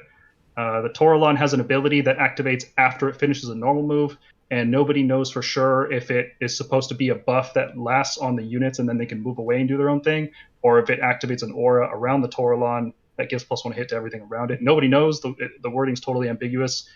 There's pros and cons to each one. If it's an aura around the Toralon, you can set up some really janky stuff with Scions of the Storm. But if it's an aura, if it's an effect that goes on units and they keep it, you can buff an entire army with +1 hit and then have it move out for a turn, and everything has all out attack. Which, by the way, is how I'm reading it. Like, to me, that's how I read it too. Yeah. There's a lot of abilities in the game that are consistent with that. Usually they'll say while they remain within range or something like that. Right. And Toralon doesn't say that. So that's my justification. I usually talk to my opponents before the game just to make sure they're okay with that. Same. I have a similar problem with Astrea. Because I have the similar problem with Astrea. She has a spell that's worded like that, where it says units within range get a -1 to hit. And I'm thinking, is this a pulse, or is this I can cast this, move Astrea up, and suddenly everything within 6 is in -1 to hit? Yeah. So. Despite how much I talk about rules, I don't like arguing about rules with people face to face. I hate it. It's like the worst thing in the world. I just want to play the game. I want to make sure we're both on the same page. Like, it's like back in the days of open play. How you have to have a discussion with your opponent to figure out how you're going to play the game. Like, I just want to play the game. I don't want to have like a 1-hour conversation about the game we're about to play that probably will only last about an hour. So what else is there? The Lord Imperatant has some weird rules lawyering stuff going on. I'm pretty sure the way everybody plays it is that you're allowed to put the Lord Imperatant down through Scions and then use his ability to put another unit down 7 inches away with Scions. Mm-hmm. It's a really weird rules lawyer thing, but it is technically there. They should clean it up. Just a clarification would be good.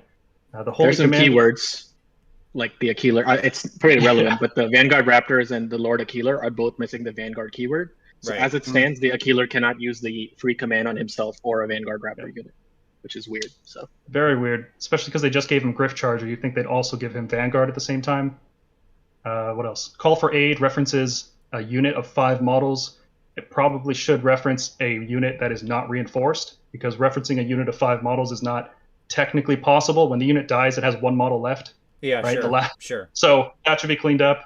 The Drake Scale armor, like we talked about, just put out an official thing so people stop arguing about it. Yeah, how the Drake Scale armor interacts with D3 or D6 or D random damage, right? Exactly. Yes. Yeah. The Tempest Lords have an ability to reroll 1 dice when charging, and the core rules define a dice roll of 2d6 as a single roll of 2 dice. So if you reroll 1 dice using the Tempest Lord's ability, can you reroll the whole charge roll afterwards using a command point? Little weird things like that got to be cleaned up. I'm pretty sure the answer is no to that one. But... Pretty sure, but some people have argued it, so I'd rather just see it in a document so I don't have to argue about it ever again. Yeah. And then there's what I like to call the Gorgrunta change, where I was pretty sure they nerfed evocators on purpose. Like, they took away the 2-inch reach because evocators were basically carrying our book. They're one of the units that were carrying our book for like 3 years. But after seeing the Gorgrunta -2 rend change, I'm not so sure anymore. Did they just forget about that? Does our grand staves? The grand staves. Oh yeah. Yes, the grand staves I think are stuff there. They should be too. I mean, if you're gonna give Gorgruntas -2 rend, might as well go back to that, right? Yeah, Drakesworn Templar, 3-up save, same thing. Used to have a 3-up all the time, now it's a 4-up. Is that intentional? Is it a mistake? Who knows? I wasn't even contesting it until they changed Gorgruntas, like what Mergank was saying. It's really odd. Yeah, Prosecutor Primes can't get extra attacks with their special weapons, which has been the way that the game has worked for the last 5 years, and now people are ripping the arms off their models in order to swap out the weapons. Don't like that. Yeah, I noticed you guys called that one out. I did go back and check some of the other units, and they do still have quite a few instances, the majority of instances, where it's the old way. Like Sequitur Prime, you can still do whatever Grand Hammer on the Prime, and he gets 3 attacks instead of 2. But yeah, Yeah, you're right. right. They did do that for prosecutors. I mean, clearly, It'd be too I strong. mean, Too well, strong. Clearly. yeah, Yeah, it's broken, man. It's It's- just too strong. Those prosecutors are going to run away with the game. I mean, this Yeah. feels like a thing that just needs to be. I hope you guys are going to submit a full write up into the FAQ email. This is We all have good. Like this is I good already stuff. did. Awesome. Yeah. I love it. I love it because. Yeah, I agree with you. Most of this stuff, it's not like things that are going to end friendships or stop games. It's just annoying, right? It's just verbiage cleanup that needs to happen. That's what a lot of this is, right? We can all intuit kind of what we think the right answer is in most of these places because it's fairly clear, but that's okay. Why not then just clean it up so we don't even have to have the discussion, right? It just makes their life easier. So If this were 40K and not AOS, TOs would be nonstop complaining about this stuff, and it would get changed in a heartbeat. But Age of Sigmar seems to have a more laissez-faire attitude towards the rules. People know how it works. Don't worry about it. It doesn't have to be cleaned up in the rules. The players know better. It's a strange mentality. yeah. All right, good stuff. So hopefully we'll see that in the winter FAQ. That'll also bring the dragons up to 325. All right, so let's get into some deep dive here on the units, gentlemen. Standout units. I'm starting with the heroes. Here's my list of heroes that can go in nearly every list. What I mean by that is just like all of these are valid. They have uses. It doesn't mean that you're always going to... Doesn't mean you always put... What do I have here? 1, 2, 3, 4, 5, 6, 7, 8, 9. Obviously, you don't put 9 or 10 heroes in every list. Okay. Lucky to get past 4 these days. Yes. The point was more that just like I could see you having a good argument for all of these guys having a place in a list. Fair? Right? Like they can all carry some kind of weight. So this is my list. Relictor, like the Lord Relictor, obviously. Everybody's favorite general these days. Probably the least controversial item on here. But I am open to pushback on all of these, by the way, in discussion. I mean, this dude's ridiculous right now. He is the go-to general, or at least showing up. Give him High Priest and a Mirror Shield, and he becomes pretty invulnerable to most anything because he's pretty easy to screen. And so nobody can touch him outside of very long-reaching magic. Like you got to watch out for Kairos, obviously, but other than that, he's pretty safe. The Lord Castellant, on demand +1 to save is always good. Knight Vexilor, love this dude. I like him with the Meteoric standard. This guy's aces. I'm all about him. Yndrasta and the Celestin Prime, good mobility, solid utility. Knight Draconis, good rend, good power piece, good with the regular knights, extremely mobile.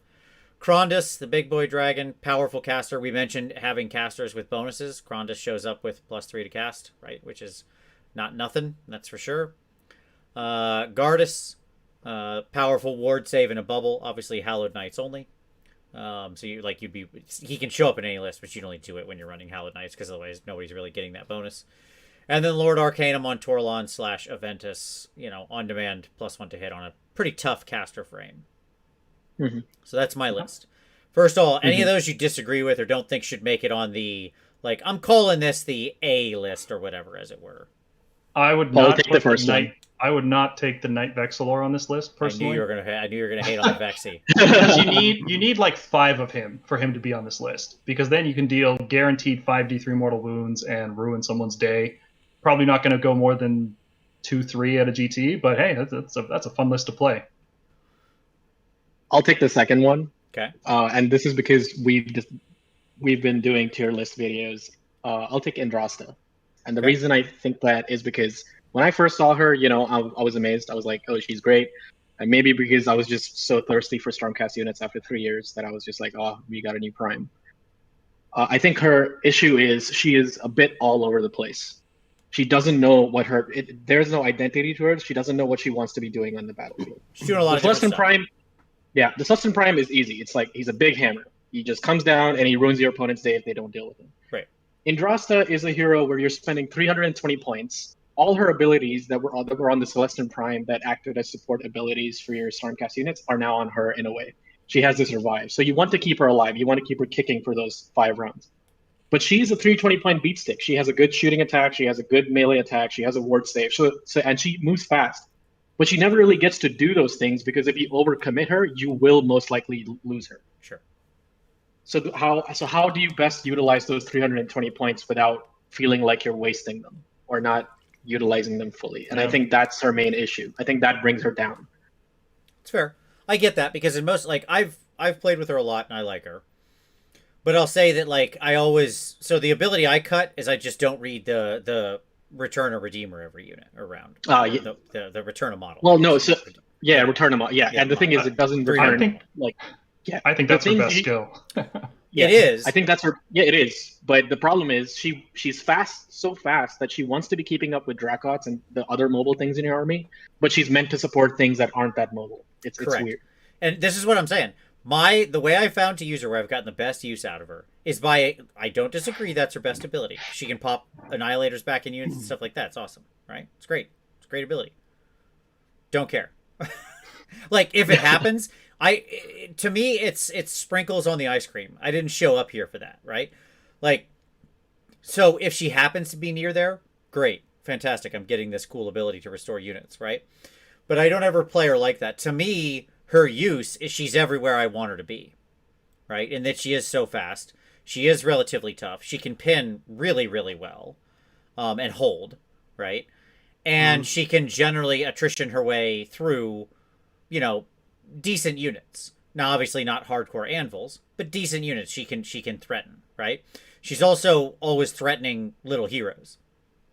And to return to the Knight Vexillor, by the by, I love this guy, okay? I stand this guy so hard. Let me tell you why. Because he's 120 points. Okay? And the Vexillor for me, I have a 12-inch ruler out of Warcry. If you bought the Warcry box, you get that little 12-inch ruler. You know what I'm saying? Mm-hmm. Yes. It's like clear. Yes. And I flip that in my fingers, okay? Like I'm Two-Face with a coin. And then when it comes time to my hero phase, I just take that and I grab it by the 6-inch line. And I take it and I put it down over their army and I just spin it around. And I'm like, all of this is getting mortal wounds. And it just feels great. It feels great. Right?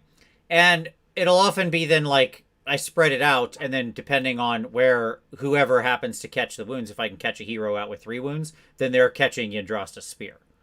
Right? Like that sort of working in combination. Or they're catching a spit from a fulminator.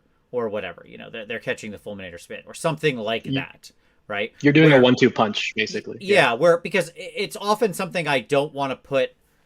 Like again, I in a world where you've got 6 raptors and there's a 5-wound utility hero you need to kill, which by the way, there's lots of 5-wound utility heroes you need to kill in this game, right? You could use your 6 raptors. That's generally going to be overkill.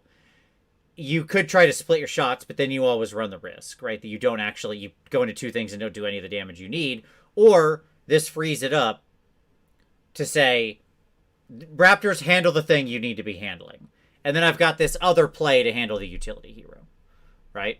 Now, in addition for the Knight Vexillor, let me just say, that dude throws his bombs, and then I just teleport him anywhere.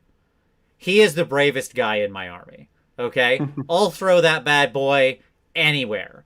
But he tries to be somewhere on cover. I had him in a fight this weekend. He was surrounded by zombies and Belladama Volga, the vampire mistress there.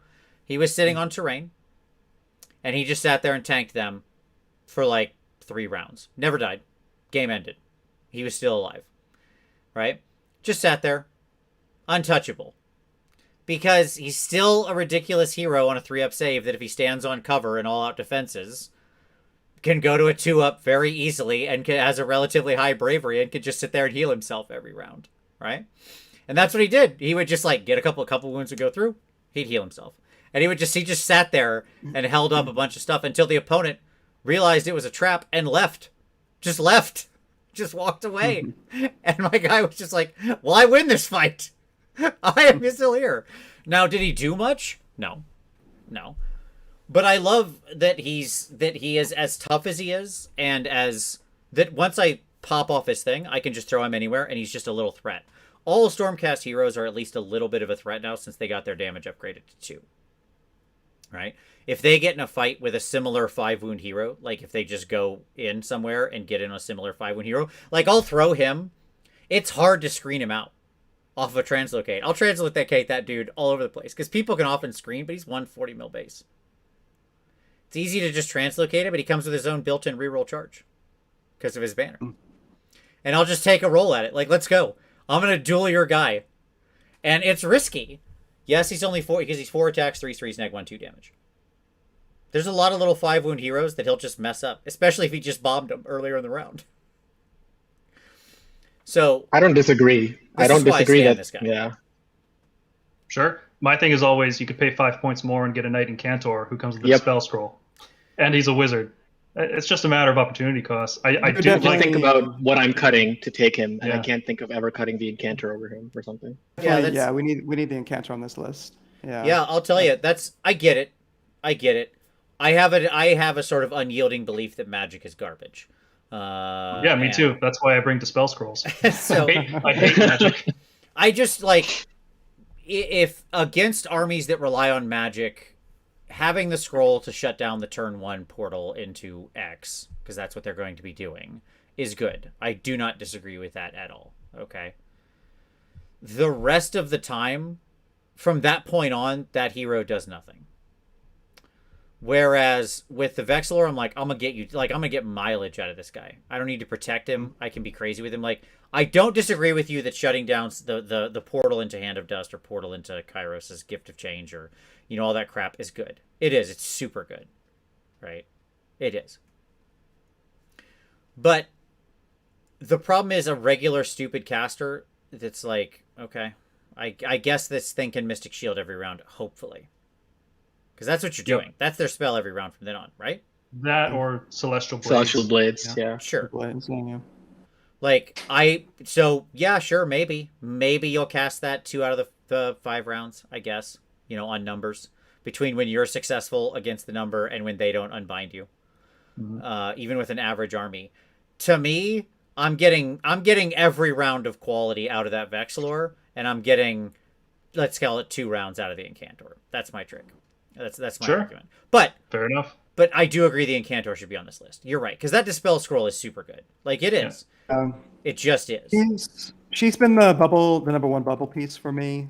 So Relictor, Castellant are always in consideration. Relictor is usually always in the list. Lord Imperator is another one. He's not necessarily in every list because he has a Signs of the Storm, particularly with Annihilators oriented build, but he's one that's probably in enough lists that he belongs on this list too.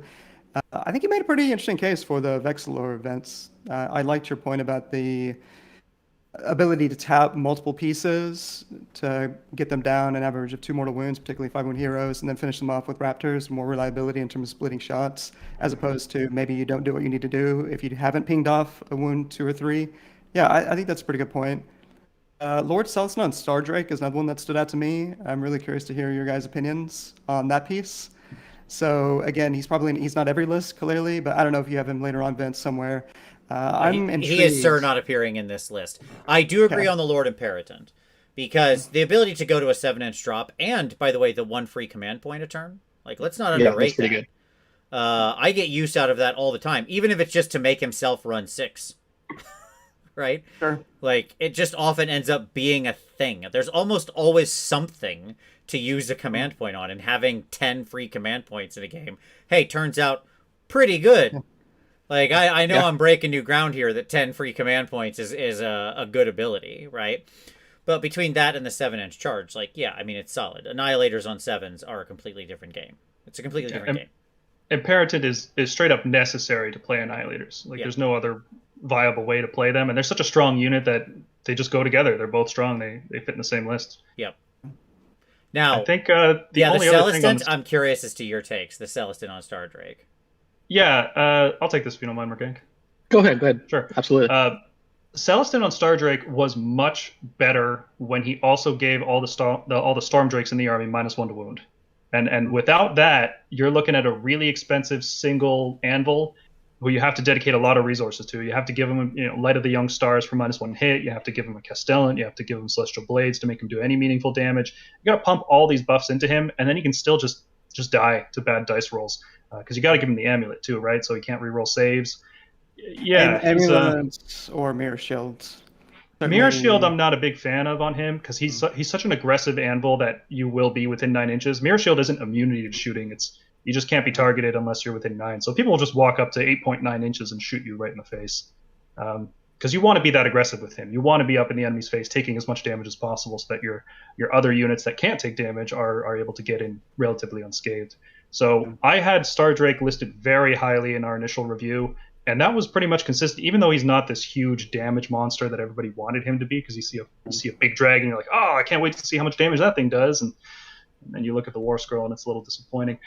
But right before they changed Celestial Menagerie, I still had him rated very highly, but that change makes him just a lot harder to fit in lists.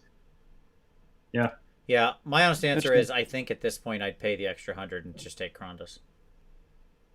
I'd take Karazai, not Krondus. Sure. But, yeah. One of the big dragons. Let me say it that way, sure, because there's I think both are defensible, but I would just take one of the big dragons for the extra 100 Yeah, points. if you're going to dump that many points in support, you might as well get a better hero out of it. And 100 points for Karazai. If your baseline is a Stardrake for 500 and then 100 points more and you upgrade it to Karazai, that's a good use of points.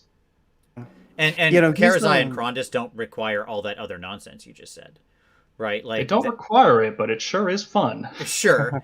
They are more independent actors in what they can accomplish as far as removing pieces and so on and so forth, which is nice.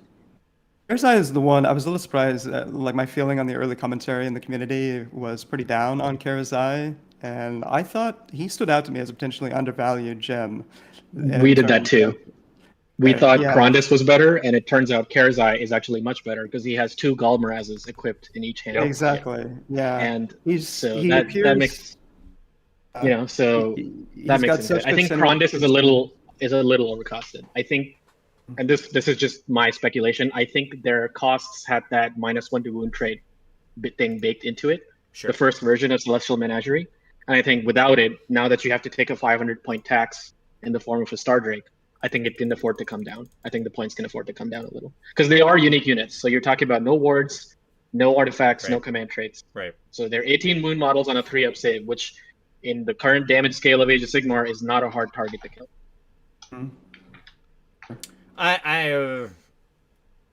Sure.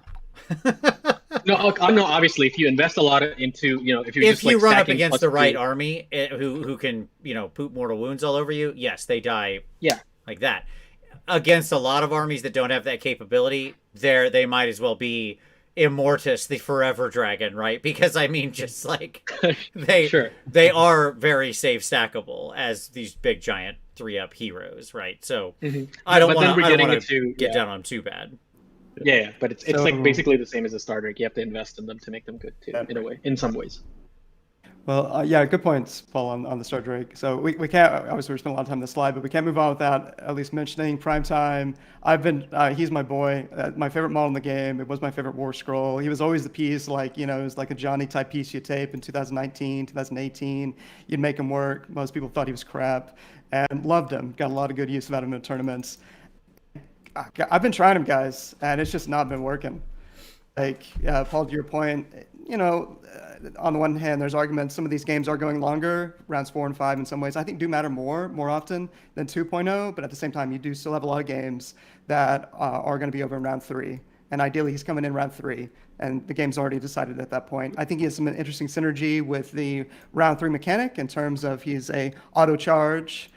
It's a little unfortunate now that we have to do that in advance. You can't actually try to roll the charge, see if you hit it, and then save the Celestial Orrery benefit. But the mechanic where you can see where, what objective is going to get burned, and then he comes into play accordingly. That's interesting on paper, but I haven't really found enough games where I can hold him off to round 3. I'm in situations where I've got to bring him in to.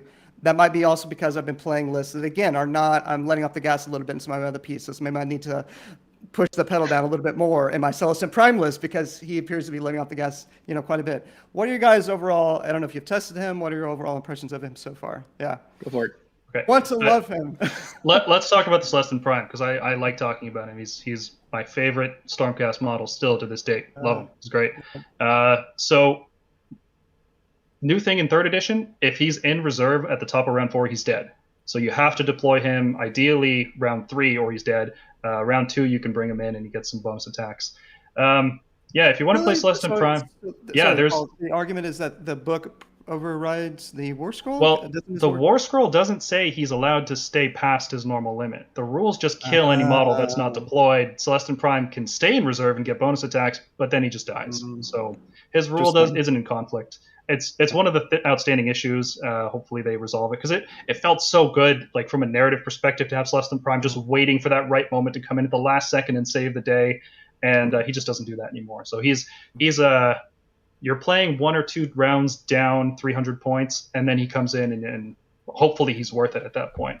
So you need a list with him that's going to play very defensively and hold out long enough for him. So you have to play, I would say, a castle type formation. If you're doing a really aggressive list, don't put Celestin Prime in there at all. Despite having Gal Maraz, it hits like a wet noodle unless it has some bonus attacks. Yeah, my friends, so-called friends, have been calling him a stale Oreo cookie, which is very painful because of that wet noodle that's been happening way too often. I mean, for God's sakes, Gal Maraz -3 rend is not what it used to be in this game. It's happened too much where I need him to come in and help finish off, one of those safe stacking 3-up heroes. Just in the particular situation, I need him to come in. He's that piece of my list, to tether with some long strikes or whatever, and he can't get the job done. And it's very frustrating. Yeah, it's really disappointing. So there are still a few ways to use Celestin Prime. I don't think he's so strong that I would put him on the standout unit list personally, but he's not bad by any means. You can build a list around him. In fact, when Murgank and I were talking about which list to send you guys for upcoming parts of the show, I was torn between submitting a Karazai list or a Celestin Prime list, and I ended up going with, well, not the Celestin Prime list, so you guys can figure it out from there. But no, it's the list I built takes advantage of the Celestial Vindicators and their ability to get a free Bless Weapons, which doesn't require being on the table in order to get from a Relictor. So if you can charge with the Celestin Prime, you can guarantee a hit roll of 6, which automatically procs an extra attack, which is a really good attack. It's a Rend 3 damage attack, and in addition to the auto hit. So you can use that combination, and then I pieced together a few other things that would benefit a more defensive style. So a good shooting core, some screens, some Storm Drakes in order to round it out, give it some speed and durability. So you can definitely still play Celestin Prime, especially because he can get Storm Hosts. So if you want to combo him in any Storm Host, he can get Tempest Lords to reroll a charge, and then he can save his ability to get a guaranteed hit. There's little things here and there. You have to play him defensively. He's not a good offensive piece. Not in terms of what he actually does. He's very aggressive. He charges in and messes stuff up and drops meteors every turn, but your overall approach to the battle has to be defensive. You can't be going guns blazing on round 1 with Celestin Prime in your list. Sure. Right. Yep. All right. Let's talk standout units, non-heroes, right? So units that are a great place to start is how I have this phrased, right? So here's my list of stuff that I think generally meets the bar of being a component. And I think we've talked about how this army is modular, so you can shove these pieces together in lots of different ways. Okay? But here's my standouts. By the way, I've saw some people lamenting stuff that's not on here. Don't worry. There's another slide after this of the secret tech. The things that I think may have some options in the right list made to express them. And that's one of the benefits of this book. As you mentioned at the top, there's sort of this top tier that's we can kind of shove these anywhere and they'll be good. But there's also another tier that, if you build the right list, this can be a powerful component of it, right? I think you had mentioned, Paul, that, there's these C and B units that in the right list, they can express themselves in a good way, right? They can become greater than the sum of their parts, as it were, right? Mm-hmm. All right. So my list is, Liberators, Sequitors, Vindictors, each has their own strength. But if you're playing a Stormkeep, if that's what you want to do, they can have powerful objective control and sort of regenerative capabilities. If you have pieces like Yndrasta or the new Night Vexilor or whatever, just ways to bring them back, or call for aid and things like that, right? Dracothian Guard, Fulminators are a standout, but I mean, that shouldn't say Paint Train, it should say Pain Train. I'm very angry at myself for that. But it can be both. Those things are such a pain to paint. You aren't wrong. All of mine are converted Vandus Hammerhands, because I have a dozen Vandus Hammerhands, and none of the actual models, so all my guys are even more complicated and annoying. Vanguard Raptors, we've talked about Raptors. Either build can have value. Let's say either weapon. But in the end, you're going to take the long strikes because of the 30-inch range and the rend in the current world. Now, I saw you shake your head, Paul. I did. But I want to say we're a meta shift away from the other guys being suddenly real hot. I got to disagree. Their points. We'll talk about it. Yeah, we'll get into it. Well, there'll be time for argument. I know where you're coming from, but we'll talk it through. Okay. Annihilators. I like both flavors, honestly, of Annihilator. I think both have a use. I think the Grand Hammer guys are obviously incredible in what they can do because they can just destroy things. But I don't mind 40-point savings and a really, really strong pinning unit that's just running around on a 2-up. 2-up is a very rare save. It's quite an ability to just drop something in and hold something in place. Storm Drake Guard. Dragons are good. Duh. Okay, next. And Prosecutors with Javelins. Survivable chaff with a surprising board presence because they're wing-to-wing touch and their ability to spread out. And plus they can absorb and unleash pretty adroitly while still potentially surviving. With dudes that are now still stuck in combat with that shooting unit actually holding it, which I find interesting. Yeah, just that reliability of Signs of the Storm, keep them off the board. They come in, place them where you need, 3d6 charge. Right. Hit that 9 and soak up that Unleash Hell. Yeah, I've done that in some test games. I mean, it's great. It's just pretty reliable piece. Well, and a lot of shooting units actually won't kill them with their Unleash on numbers. Sort of depends on what you're charging them into, obviously, right? But because of the base 3-up save. And so if you have even like one dude left and it rolls into their turn, and in their turn they have to shoot that one Prosecutor, that's incredible value you just got, right? Even if you then failed the other charge or you couldn't get into them or whatever, right? Like there's they have sort of double options, either absorbing the Unleash for a potential second charge or just stopping that unit from shooting something. So I had a night where I was thinking about like 6 Prosecutors with Javelins. Like, could I make that work? Would that be sufficient value in a list? 6 of them in a unit. But anyway, you're probably just still doing 3. I'd love them a lot more and in this roll, by the way, if they were like 105 points or 100 points, which is probably where they should be. They're a little expensive for what their capabilities are right now. 115 is expensive chaff in the world, but that's fine. All right. So, is there talk to me about this list. Mergonk. Anything that I didn't put on this list that you would want to see in the standout unit category, the non-hero space? Rust Belt Blacksmith in the chat. Sure. Rust Belt Blacksmith in the chat is arguing for Vigilors, and I think Vigilors are interesting, but I don't think they make this level. But I don't think so either. I think Judicators with crossbows make this list. Okay. I think walk us through why. I think they're definitely one of the more underrated units in our tome. And for more details, I don't want to get into too much into the weeds, but we have the math on our channel. But we did the math, and their damage is actually pretty absurd for what they can do on average to a 3-up save, especially when you consider things like Translocation and then Thunderbolt Volley, and then being able to do that. Like, it's not just like a screen removing unit, which is weird because you would expect the Vanguard Raptors with the Hurricane Crossbows to be better at them at that job. But no, actually, it's the opposite. It's the Vanguard Raptors with Hurricane. Don't ever build those right now because they're really bad for their points. But Judicators with Crossbows, solid unit. Really solid unit. We missed that, I think, in our first pass. We did rank them B tier, so it's not like we slept on them. We just didn't realize they did. We didn't realize they did 30% more damage than Long Strikes, which is nuts. Long Strikes are insane, and these guys do 30% more, which is... It's pretty good. Yeah. Obviously at a certain save profile. Yeah, they're not going to do much against 2-up save, but although I mean you don't want to sleep on the -2 rend, but like those you get 15 of them. That -2 rend, those -2 rend attacks can certainly add up and really contribute to top it off. Yeah, that's a good one. Judicators, I've been struggling with them. I know they're on the next slide, but maybe we can just wait to talk about them. So, Paul, do you got any that you think belong on this list? I think bow Judicators are definitely worth a mention too. They're an alternative to Long Strike Raptors. Instead of having 12 wounds, you get 30 wounds. Instead of having 6 models, you get 15. If you value a little bit less range. The damage is almost the same. Like we did the math. Long strikes and judicators with bows do almost exactly the same amount of damage. It's shockingly close, like within 5%. Yep. And if you could even fish for a triumph if you go like 30, 40 points under. A lot of people are trying to get as close to 2K with their lists as possible. So if you go 40 points under, you can almost guarantee a triumph. And bow judicators then scale past long strikes and how good they are. So if you want to look at it as paying 40 points, in most cases maybe 20 points because you're not going to get to 2K, just to get an additional +1 to wound once per game. Yeah, bow judicators are good. I don't want anybody to sleep on them just because we're so hyped about long strikes and crossbows. Mm-hmm. Bow judicators are a perfectly valid option. The only problem with them is you have to bring them in a squad of 15 to get the most out of Thunderbolt Volley, and that's 600 points in the list. It's hard to do that. Yep. And the range means you need to drop them somewhere where they're going to be valuable, right? Because your bow judicators aren't kicking 30 inches, which can sometimes matter.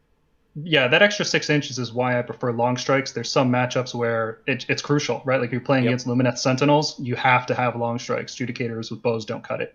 Right. I think the other argument is 15 judicators have a really large footprint. So when you consider two ranks or 3 ranks of those dudes, you end up being actually like more like 21 or 22 inches away, not 24. Yeah. Yep. I mean, you're absolutely right. It's 15 40 mil bases, right? I mean, that's what we're talking about here. It's not nothing compared to 6. Right? I mean, it's pretty simple math. The difference in footprint there. It's a good point.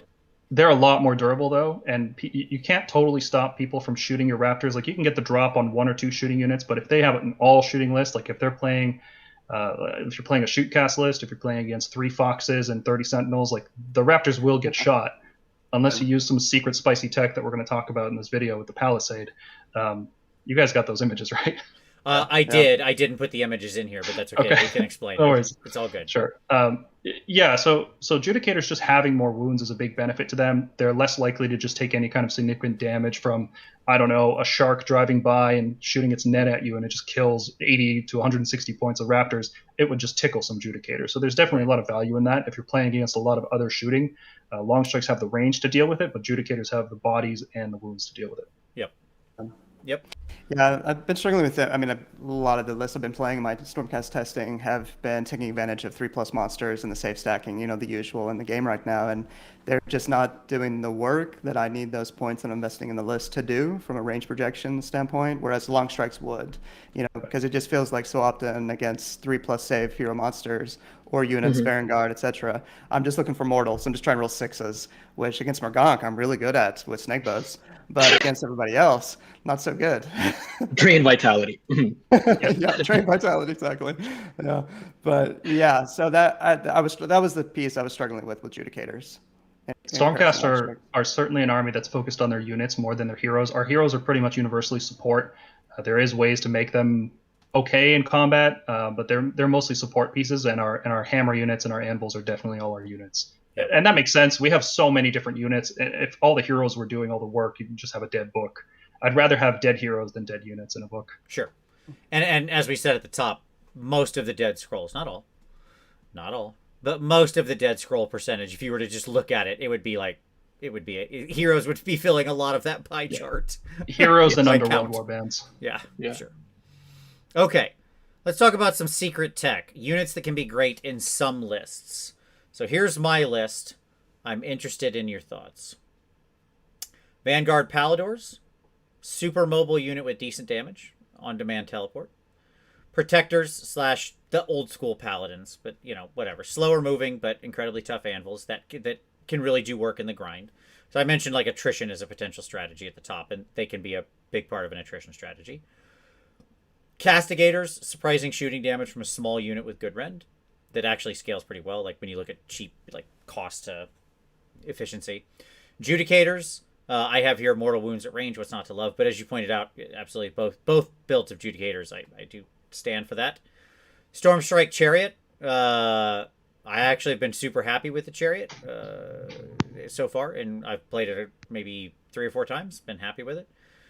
I'm going to pull back our old buddy, the Knight of Zeros. I know everybody's still hurt about what the Knight of Zeros was, but it is on-demand +1 to hit on a pretty tough, mobile, cheap frame. Bastion Carthalos, if you're in Hammers of Sigmar, that guy does have just a host of ridiculous abilities. And the Lord Arcanum on Griff Charger, cheap mobile caster, with great utility and a good healing spell. Can often be something that can keep up with, say, like your fulminators or your, whatever, your Dracoths, and actually heal them, which is not terrible. They don't go down super fast, that unit, and so actually healing on them can be pretty potent. So this is my list, and I'm, the basic argument here is that there are lists that can make all of these work. So thoughts, Mergonk, let's start over here on you again. What do you think? Is there anything I didn't put on here? I mean, there's a lot of stuff. I'll pick Vanguard Paladors. I think I don't doubt their utility. I think it's a very unique thing that they do. The fact that they can teleport out of combat and do that and be anywhere on the board is really decent. My problem is we're in a meta where we're trying to kill Gargants. We're trying to pass DPS checks. Sure. And they don't do that. And I think the problem is their points. I do believe they are 215 for a unit of 3. And for 5 points more, I can get myself Tempesters and Concussors. Sure. In Hammers of Sigmar. So at 185, 195, sure. But at 215, when I really start needing damage units, because they're not like, it's in a weird place. They're not strictly anvil units. They're sort of like mobile light hammers, let's call them, or smaller hammers. I'm okay with that. I like that definition, yeah. Right? But ultimately, we want to be as efficient as possible because we're already such an elite army. And when I can spend 5 points more for Concussors that have Drake Breath, that have -2 Rend, that have 2 damage, or like a crossbow attack, like I can't see myself ever picking them. That's my main issue with Paladors. I was trying out a Vanguard list, 3x5 Vanguard Hunters, 6 Long Strikes, 6 Paladors, Prime, Relictor, somebody else, maybe a Castellandor and Incantor, it's my favorite chamber. I was like, let's try this out. Let's throw something up. I was going up against a DPS check, Soul Blight, Gravelord list with a ton of zombies and Blood Knights and Manfred. And it's like, I'm staring at a board where other than Long Strikes, I don't have a way to do meaningful damage. Exactly. Like, yeah. Where am I going to put my Paladors that they're going to get me decent probability of decent value return? And there was not much on that board that I was looking at. So they didn't. I think that's a great point overall, just in terms of, we'll get into it more with list building and the list you guys put together. But like what kind of lists we need to be looking at with Stormcast? Where are we? How are we winning games? And then the flip side, how are you beating Stormcast? But yeah. Mm-hmm. Yeah, to defend him for a moment, I completely agree with everything you said, Mergonk, like as far as the DPS check world. My argument is when I look at 3 of them, I can see lists where you have, like, take your standard mixed arms list and I drop something to get 3 of these guys in. Because they are as you said, they're a mobile light hammer. You got a little bit of range damage, a little bit of melee damage, but that teleports gold, right? Their very existence to just be around the outside, they're not going to be the potent threat, right? Like, yes, people could target them and probably remove them, but let's face it, that's not where your opponent's power projection is going. Let's be honest, right? That's not priority. But because they got to deal with your other things that are coming up the board to actually put the pain on.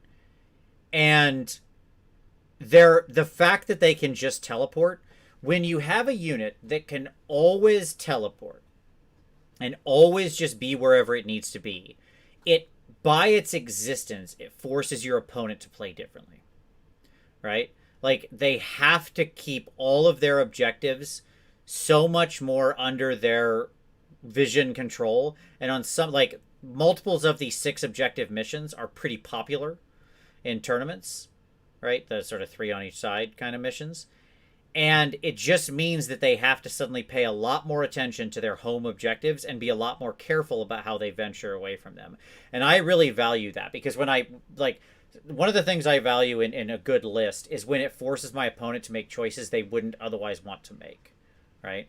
And making them play differently with their pieces simply by my thing existing. Like, I did nothing, right? I've done 0 actions. I literally put them on the board. I put some value into that. So although I agree they're not going to pass the DPS check, totally on board with that, right? And like, giants, cool beans. That's why you take fulminators and long strikes and whatever, okay, great. But to me, the idea of 3 of them, I think, can have some value as like a spice unit. They're not a full meal. They're a nice side, right? That's seeing a difference between 5 Vanguard Hunters doing a similar role at 125 versus whatever Paladors are, which is certainly more than 125. I think it's mainly a points issue, in my opinion. I don't think they're useless. I just think 215 is a little too high considering concussors are just 5 points more. That's fair. By the way, my issue with the Vanguard Hunters, like the foot dudes, is that I also like having a lot of mobility on the base dude, because sometimes you don't need to teleport, sometimes you just need to walk, and they can't walk as fast. Also, their teleport is not as good and pinned to a single model. And there are things in this game that remove single models. So somebody picks off your Astral Compass guy, now you have a slow walking unit that does nothing. Right? Vanguard Hunters also can't retreat with their teleport, which is a huge deal. Exactly. No. Yes. Yeah. Yes. That's, again, the Palladors, people do catch them. If they live, just leave. Right? They just walk away. Or float away, as it were. For me, the issue with Palladors isn't necessarily their points. I think they could be that point value. Like, they feel like a 200-point unit, but the problem is they don't do what a 200-point unit should be doing. And it's not necessarily a DPS check to kill Gargants. I think it's a DPS check to kill really anything. Like, a squad of 10 models on an objective should be killed by a 200-point unit of Palladors charging into them. The Pallador's problem is that they have this great teleport, but they have no follow-up. They don't have a built-in reroll on the charge. They don't get a bonus to the charge. So you're kind of just spending more resources to do probably not enough damage to clear off an objective, which is really disappointing. Like, if they had a +3 to charge after they teleport, that would make them worth their points. But they don't. They're like, they can teleport and that's it. Who's leaving objectives wide open these days? Not many people. I don't know. In a lot of lists, it just happens, especially if you have shooting that removes whatever the limited thing is they had on that objective, because they can't afford to camp their whole army there, right? And that's my point. They work in concert with something like, oh, there's the back line. Your whole army's in between us. I raptor down the only thing you've got on that thing. Now it's my objective. Well, unfortunately, shooting comes after movement. That's the downside there. Sure. If you could do it all in the same turn, it would be beautiful. But yeah, you're not wrong about the timing of it, right? But like, you remove it again. Once it's removed, that objective's open. You can simply go to it on the double.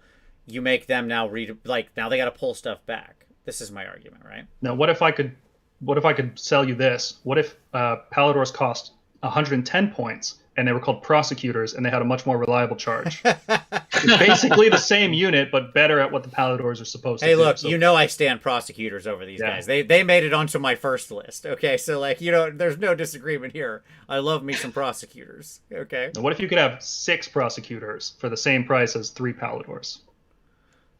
Sure. Yeah, I get it. I understand what you're saying. I am a believer in the existence of teleport, but I get it. Your mileage may vary. And by Robert McMillan said the restraint the Stormkeep guys are showing is impressive. Vince's lists are often a direct at odds from the opinions they express on their show. I don't know about that. I've watched you guys' show. I think we have like 80% overlap on our stuff here, right? And we can spend 4 hours arguing about 20%. Which is great. That's the whole fun of it, right? Like, where would the world be if we all agreed? That's the fun. Everybody wanted a deep dive on Vanguard Palladors, right? That's why they're tuning in. That's exactly it. The number of people who are standing Palladors in our chat right now is high, by the way. So apparently, yes, people are here for this content. This is the content people wanted. All right. So yeah, protectors. Let's talk about protectors. People were really down on protectors. I was really down on protectors after the translocation change because 4-inch move is awful. But in fact, it caused us to just double down on what protectors were already good at. And now instead of putting 15 protectors in a list, some crazy people in our Discord have been putting 30 protectors in a list, because good luck pushing through that many 2-up saves. Yep. So they're still insanely good. I would even put them on the previous list. I wouldn't count these guys as secret tech. It's not a secret how good protectors are. The only downside with protectors is their speed, right? You got to work around that. So you need some kind of shooting to force the enemy to come to you, or get really lucky at rolling 9-inch charges. And the other thing is that their damage is really tied into Unleash Thy Hatred, because Starsoul Maces getting double attacks is just insane damage. Everything just dies when you get attacked by 15 protectors. But the problem is that they can be roared, which means you need hunters, which means you're not playing a 1-drop list.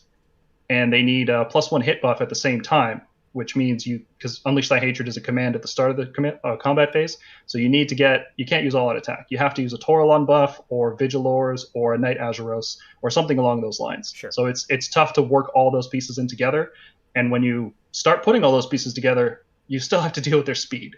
So you have to play a very particular kind of play style and a particular list, but man, protectors are scary. I wish I could say the same about Retributors and Decimators. Decimators in particular are just protectors with a 3-up save instead. Why use that? I don't see a reason for it. Right. And Retributors are good, but they're just so slow and they don't have the 2-up save. Right. So I wish. I had this beautiful list with Yndrasta reviving, I think, like 10 Retributors, or 2 squads of 5 Retributors per turn. And I loved playing that with the version of Cycle of Storm that we thought we were getting instead of the one we actually got. And that was a lot of fun. You save the unit from dying, and then you just start reviving Retributor after Retributor. It's a nice world that we almost lived in. Almost. I mean, I'll take the next. Oh, go ahead. I was just gonna say, yeah, man. I mean, yeah, I see what you're saying about Paladin, particularly Retributors. Like, they still have really good math, like in terms of the damage that they're doing. Like, my friend Travis, he's got the spreadsheet that goes through basically every unit in the game, and they're one of the most efficient. I mean, they're right next to Annihilators with Grand Hammers. So I get what you're saying, but like all else equal, I think they're still a great unit, a really compelling unit. Yeah. Well, to me, it goes Protectors A. Like, I'm not trying to speak into your tier list. I'm just saying, like, giving them a general grade, right? Because like I'm not voting anything S. A is my top, right? So Protectors A, maybe B plus, something like that. Retributors solid B, Decimators C minus. Like, yes, yeah. Decimators, see me after class. You copied someone else's homework. Right. Yeah. It's just like, I don't know what the point of them is. That's the challenge, right? I don't know what they're meant to do. I didn't realize until today, I didn't do the math that basically you just take Retributors. If you're interested, like, you look at the ideal situation with Decimators, which is 36 attacks, 2s and 2s, -2 rend 1 damage. You're like, oh my god, that's amazing. But then you look at Retributors, and Retributors basically have the same math. They just do more. They do more. They have more general utility with the mortal wounds that they can do. So yeah, they have better spread. They have better coverage with what they can do. Yeah, absolutely. Yeah, I mean, against any and the multi-damage is also more highly valuable against anything that isn't coalesced, I guess. So like, it's the only time that you're like, oh, then their math falls behind, right? But just punching through with multi-damage is generally more highly valuable, just because the nature of how multi-damage attacks work vis-a-vis save structure. Just dice rolls in general. It's better to have 2 really good attacks go through than 4 really bad attacks. Right. Just because sometimes you get unlucky, and it's better to have a good dice get through even when you're unlucky. Right. My next pick will be, I agree with your Knight Azeros pick. Thank you. Because it's good that you listed it in secret tech, because I would call this niche tech, but I think those can overlap. I think it's one of the only units that can keep up with our Dracots as a support hero, because most of our support heroes are foot sloggers. Yep. You give this bad boy an Arcane Tome, and he becomes a source of all-out attack and a +1 save via Mystic Shield on your Dracots. And that leaves them for all-out defense. So you're talking about Dracots on a 1-up save with a +1 to hit, and that is not a bad ability at all. Now you're where my head's at. She's such a good Arcane Tome recipient, right? Because she's already fast, she's already pretty tough, she's got a nice piece of utility, and 120, she's cheap. I think. Yeah, she's 120. Yeah. Exactly. That's why I like her. Like, obviously, the flying heroes, right? That's the value, because she's got that 12-inch move. And you ain't taking the Judicator for it, because we don't want to talk about that guy. Like, obviously that guy's trash. So, fine. Yeah, I'm in there. Yep, I like this one. We recently recorded an updated tier list, like I said, and we bumped the Azeros from F to D. For our ranking, that means he's okay, he's got a very specific purpose, maybe points are the issue, maybe the purpose is just really niche.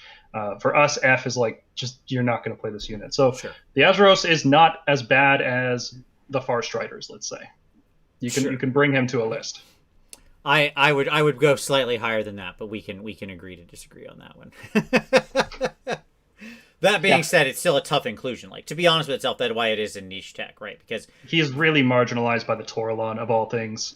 Giving +1 hit to your whole army. The Toralon of all things comes out of nowhere and just saves this army from being incredibly inefficient. Yeah, I stand the regular Toralon. Now, given I pooped on Aventus, which I'm not sure. I think we were all too mean to Aventus in our first review. We were, yeah. But that's just, look, you don't get everything perfect the first time through.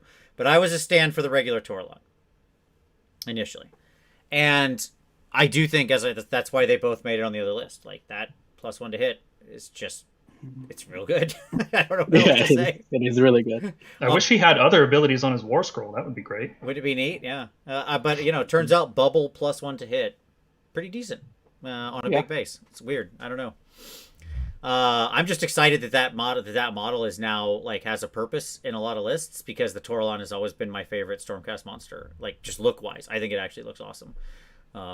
Finally seeing play. Yeah, After I know a 2 years. lot of people don't like the look of it. I think it looks sweet as. So yeah, so to everybody who doesn't like that model, that's what I say. Okay, cool. Standout. The rest. All right, let's talk about just this is the rest of the stuff. Wait, Subfaction. we skipped over Bastion. We gotta talk Bastion. All right, go ahead. Sure. Talk Bastion. Go ahead. Paul, take it away. I'm gonna get some. So we gotta get you guys' views on this fellow. Okay. What do you think about him, Tyler? What do you think about Bastion so far? He's so intriguing because he's such a. I find him a compelling Johnny piece. You know, he's one of those pieces where like, all right, I'm gonna figure this guy out. Not many people I feel like people might be sleeping on him. He's doing so much though. He's at crosshards, like orthogonal purposes. Sometimes he feels like with this War Scroll, kind of have a similar vibe with Andrasta in some ways. So I haven't looked at him closely, but I certainly what I haven't figured him out yet. I like some of the abilities that he has. You know, he can do some damage. He has the benefit against high wound characteristic models, which is intriguing. Try to pop off some sixes. You know, the obvious example of a Mega Gargant, you're rolling 35 dice, and you're looking for sixes, each six doing a mortal wound. The redeploy piece is intriguing, particularly with Signs of the Storm. You know, that's an opportunity where you could have a nice play against your opponent. Yeah, Murgok. I just want to quickly point this out. And we had this discussion on our Discord. I think this is one of those things they need to clear up. Because people have argued that his redeploy doesn't actually let you do Scions of the Storm, because Scions of the Storm says during deployment, and this happens before the first turn begins at the start of the battle round. So you cannot like do the old switcheroo from in and out of Scions. So I mean, it's still good because you're talking about units that are slow that are already on the board, and you can just at the least guarantee he redeploys somewhere else. Like if you deploy him on the right flank and your opponent goes, "Oh, I'm not going to deploy anything near him," you can just go, boop, I'm going to just deploy him, counter your deployment. Now he's in your face, or he has to be. But I don't think he actually moves things in and out of Scions. Yeah, I find like my initial, I don't know if you guys said this as well, but when I first looked at him, like, hello distraction card effects. Because you can buff him up. He's got rules that can potentially make him difficult to kill. He can be a real nuisance. That part on the board. Yeah, I mean, if you're in 3-up, 4-up territory, which is where he lives, you're a tough piece to kill. Like that's simple. If he like kills a model, he heals to full. Yeah, it's really good. Yeah, he's a good tank. I don't think he's meant to go up against necessarily hero monsters because you're talking about -2 Ren 3, which, like we discussed, even -3 doesn't feel enough these days sometimes. Yeah. So I think it's a very meta call. Now, I think he's great into Gargants. Like I think that matchup fine because you get that Thunderborn ability, and then with Raptors you can do a lot of fun stuff. I think his value goes up as the meta changes. Like if we leave Gur, and suddenly instead of monsters it's units with 10 or more models that are gaining point benefits, then yeah, he becomes really good. That's kind of how I was envisioning using him. Yeah, in terms of a distraction piece. Like, he's threatening a flank. He's threatening where people have a non-reinforced unit, or name those various situations. Yeah, he's not going after those big centerpieces. Centerpiece models. Yep. Yeah, but I don't know, Paul. Yeah, any thoughts on him? Yeah, he's an interesting. He's definitely an interesting character because, like you guys were saying, Andrasta is very durable, and a lot of people like her for her durability. She's really good at going and fighting like, oh, there's Marathi's big snake thing. I'm going to go fight that, reduce it to its bottom rank, and with a 3-up, 4-up AOD, Finest Hour, you can take that snake for the whole game, right?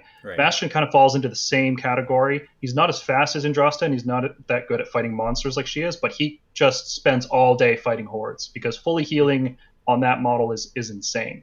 So right now, if you're fighting hordes, he's great. If you're fighting large single-target models, he's great because of his I think it's called the Thunderborn ability. And as long as Hammers of Sigmar are good, and that just depends on how good Dracoths are. So as long as Dracoths are good, Bastion will be good because they just go really well together. Yeah, I mean, he is an expensive piece for a dude walking around. He's got a 6-inch move, so he's got a little spring in his step. Let's give him some credit, right? He's a little bit faster than your normal Stormcast, but sure, he's slow comparatively for a 300-point model, right? So I mean, that's if we're gonna paint the downside, that's it. right? It's 300 points on a 6-inch Yep. move. That's He's- always a tough. He's not so good that you stick him in every Hammers of Sigmar list. I think there's like the best version of Hammers of Sigmar probably wouldn't use him just because he is so expensive, and you could bring something a little more efficient than that. But if you use him, you're not going to be disappointed. He's good. He doesn't have the same drawbacks that similar pointed models like Celestin Prime and Andrasta have. Andrasta's kind of all over the place. Her melee damage isn't as strong. Bastion doesn't have that problem. He knows exactly what he's doing in melee. Celestin Prime has to wait a few turns. Bastion doesn't have to wait a few turns. He does something immediately. Before the game even starts, he's doing stuff. Right. And he's saving command points every turn. He's blasting stuff every turn. So, yeah, those three kind of form an interesting triad.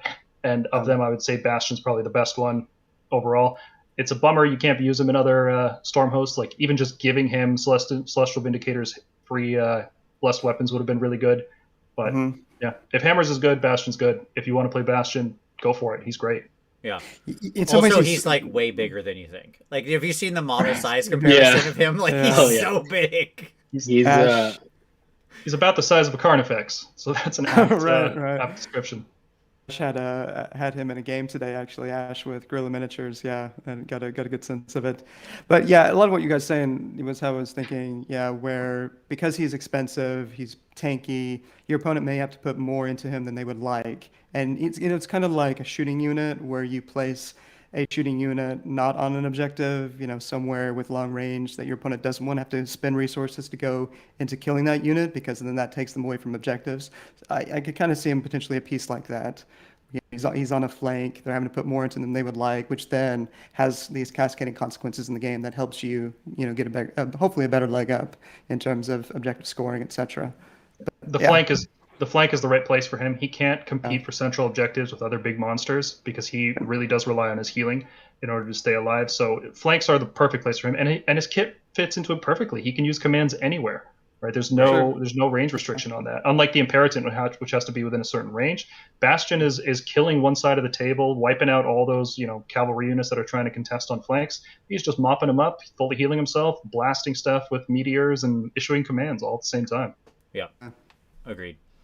All right, I'm can I sold. move on now, Tyler? Yes. Finish this show Away. this century. All right. 5 hours. It's not happening. Okay, so stand out the rest. This is just a quick discussion. So sub-factions, my answer is anything except Anvils of the Helden Hammer could have play. Like, you could construct a list around it. Yes. There are standouts. Disagreement there? Is that like any of them could be used? The only bad ones are Anvils and Warbringers, and Warbringers isn't even that bad. It's just not good. Right. That's exactly how I would have phrased it, Paul. Exactly. Like, yes. Paul, did you just say Warbringers is not that good? It's not. It's just disappointing. I wish there was a battle line option to go with it, because most of the Storm hosts are good because they either have Gardas in them or because they have a really good battle line choice. Right. Yeah, and that's just it. Between either that ability or what they're bringing in as battle line, they all have some kind of play. Anvils is the one that's just like a total miss, which is not surprising. It's the standard curse of if you were too good in the last thing, you will be crappy in this. Because that every time, play this game for 23 years, they overcorrect every time. It is the constant in my life. So never be too good in one book, because the next book you're guaranteed to suck. So I mean, just look at Storm Drakes. They were too good and they weren't even out yet. that's exactly. We can't wait. I had an Anvils list that I tracked all my tournament games for a period of time, and I went 43-2 with an Anvils list, and now it's the worst list in the game. Sure. There you go. Artifacts, Drake Scale Armor, Mirror Shield, and Luckstone are kind of my three picks. I mean, obviously you're going to go to Universals a lot, but those are three that have some kind of interesting stuff about them. I find the other 6 uninteresting. Anything else on that list that you would add? Agreed. Our offensive artifacts are garbage. Yes. And Luckstone is nice. The once per game artifacts, I think of all those, Luckstone is definitely the nicest one. Our defensive artifacts are actually pretty good. Mirror Shield is obviously the best one in this list. Like, being the only thing that denies Luminet Sentinels is just amazing. Right. Yep. We lean heavily on the universal artifacts in our army, and Sure. if they ever change those, it could be really bad for us. Sure. On the bright side, there are other armies in the same place, so yeah. Fair. They should change the universal artifacts and turn them into a list of like 8 that are all relatively interesting with different capabilities, and put in one that makes you a priest, just like the Arcane Tome. There should be like the Holy Scripture that makes you a generic priest. Yeah, please. like a rosary of course. Yes. Sure, yeah, there you go. Yes, that. Sacred Rosary, I'll accept that. The Reliquary, right? 50 names, whatever. Pick one. The Toralon also giving blessed weapons would be the best thing ever. Yeah. Yes. It'd be amazing. It'd be amazing. Which is exactly who I want to turn into a priest. Yes. Yeah. Like I want to make that guy a priest so bad. Okay. The command traits we already mentioned, they're all disappointing. Even Master of the Celestial Menagerie it's okay. They're all like at best okay, like a 4 out of 10. That would be the highest I pretty much rank any of them. You're just going to use the generic command traits. Like, let's be honest. They're super niche. They're not worth it. Right. It's the biggest miss in this whole set. Spells, lots of good spells, not so many great casters, but I think, Celestial Blades obviously stands out, but I think Azerite, I forgot my T there. Azerite Halo. Yes. Azerite Halo, Celestial Blades, Thundershock, and Starfall all at least are, somewhat interesting spells you could choose. Celestial Blades is the standout. I will say I'm a lot less fond of Azerite Halo this edition. Sure. And that's because Mystic Shield just became so amazing this edition. Sure. It used to be the go-to spell for me in 2nd edition because Mystic Shield is just a reroll once to say it, which nobody cared about. But this edition, I'd rather just have a +1 than try to fish for 6s. Sure. No, that's fair. The FAQ has made so many little changes to how we value command traits that I'm actually taking. Bless you. Sorry. I'm taking Master of Magic, the universal trait to reroll spells, alongside Thundershock on a lot of units with an Arcane Tome. Like just stacking all of these things together because Thundershock is a good effect. The fact that you have to cast it and then do a 3-up sucks. But what else are you going to take? Like none of the other command traits are any good. So right. So why not? Right. Yeah. Exactly. Yeah. Sometimes they have -1 to wound. Cool. And I've said it before on the show. I'll say it again. -1 to wound is one of the stronger debuffs you can throw around, right? Because there's no set way to counter that out, and its mathematical effect is quite strong on what it ends up doing to enemy attacks. Okay, prayers. Translocation and blessed weapons. It's not bad. 2 out of 3 ain't bad. Anybody want to? Actually, they're all really good too. They're all good. I think they're all good. All right. Yeah. Fair enough. Yep. I don't know a time when I'd take all 3. That was my challenge in making this. Like, if Rosary of Faith was a thing, I might. Right. Yeah. 2 relic. Yeah. 2 relictors, 1 enhancement. Make it work. Yeah. I guess. I'm not sure I wouldn't just take translocation and blessed weapons on both of them. Fair. Like seriously, because then I can teleport from both or bless from both, right? And I'm like, I don't know which one I'm going to want to do this from in any given round. And those are the 2 I actually want. Yeah. So, but yeah, fair. There's no bad prayers. I think that's a fair way to say it. Yep. Because they removed them all from the book. We used to have so many bad prayers. Yes. On Celestial Warbringers, the sub faction, I've only tried it out 1 game, but I was intrigued by how good the reroll, save, hit, and wound per phase and every turn felt. Just in terms of the cumulative value that I felt I was getting from that game. So I'm intrigued to try it out more. Yeah. I average it out to about 2 extra damage in the shooting phase, 2 extra damage in the combat phase. And that's assuming the reroll works, right? There's value you can't really calculate from it, which is rerolling saves. That is only as good as the hero you're trying to save. If you have a Star Drake, it's really good. If you have Karazai, it's pretty good. But also it depends on how much your enemy is putting into you. It's really hard to judge it. If you look at it as the only sub-faction that boosts shooting in any particular way, then it's not bad. Yeah, that's what I was noticing, Paul. Usually using it just long strikes, prime, heroes, and shooting was what I was finding I was using on the most. And it just added up where it meant a protector didn't die. It meant an extra long strike hit got through or wound got through, things like that. And I was surprised at how good it felt over a full game. When you've got a unit of 6 guys making 12 shots, often on 2s and 2s. Right? Every one that connects matters, right? And so, not to mention the fact that you could roll into a 6. But just like having that ability to pick one of your ones up, which you're going to average 2, and turn it into a hit, it's it's pretty direct math in its value, right? Which is what you were saying, Paul, right? Like in that regard, it's pretty easy to calculate. Yeah. The save to me is just like it's the bonus, right? You're going to use it when you need it for that purpose. Mount traits. I think all the mount traits are at least somewhat interesting in certain cases. There's some interesting stuff on that list. Like they all have some kind of play. There are clearly standouts in the mount traits, but I think they all have some value between run and charge or a 6-inch pile-in or so on and so forth. Oh, I wish it was run and charge. That would be great. It's retreat and charge. Oh, which you're is right. Sorry. good. Thank you. Thank you. Yes. Absolutely. None of the mount traits are particularly good, especially because they're all locked behind keywords for some reason. Like, what would it really be that powerful if a Nitroconus had a 6-inch pile-in, or if a Taurolon could do the battle shock immunity thing? Yes. I don't know. I want to strike 6-inch pile-in from the game. So yes, on that It's one. a really the other one I agree with you. Effect. Yeah, it is a powerful ability. The Draconith one, where you you give up your rampage, then you roll a 3-up, and then the unit can't benefit from inspiring presence. That's not worth a mount trait in any army, as far as I can tell. It's really bad, and it only works on the Nitroconus. Only one hero in the book can take it, and it's super niche.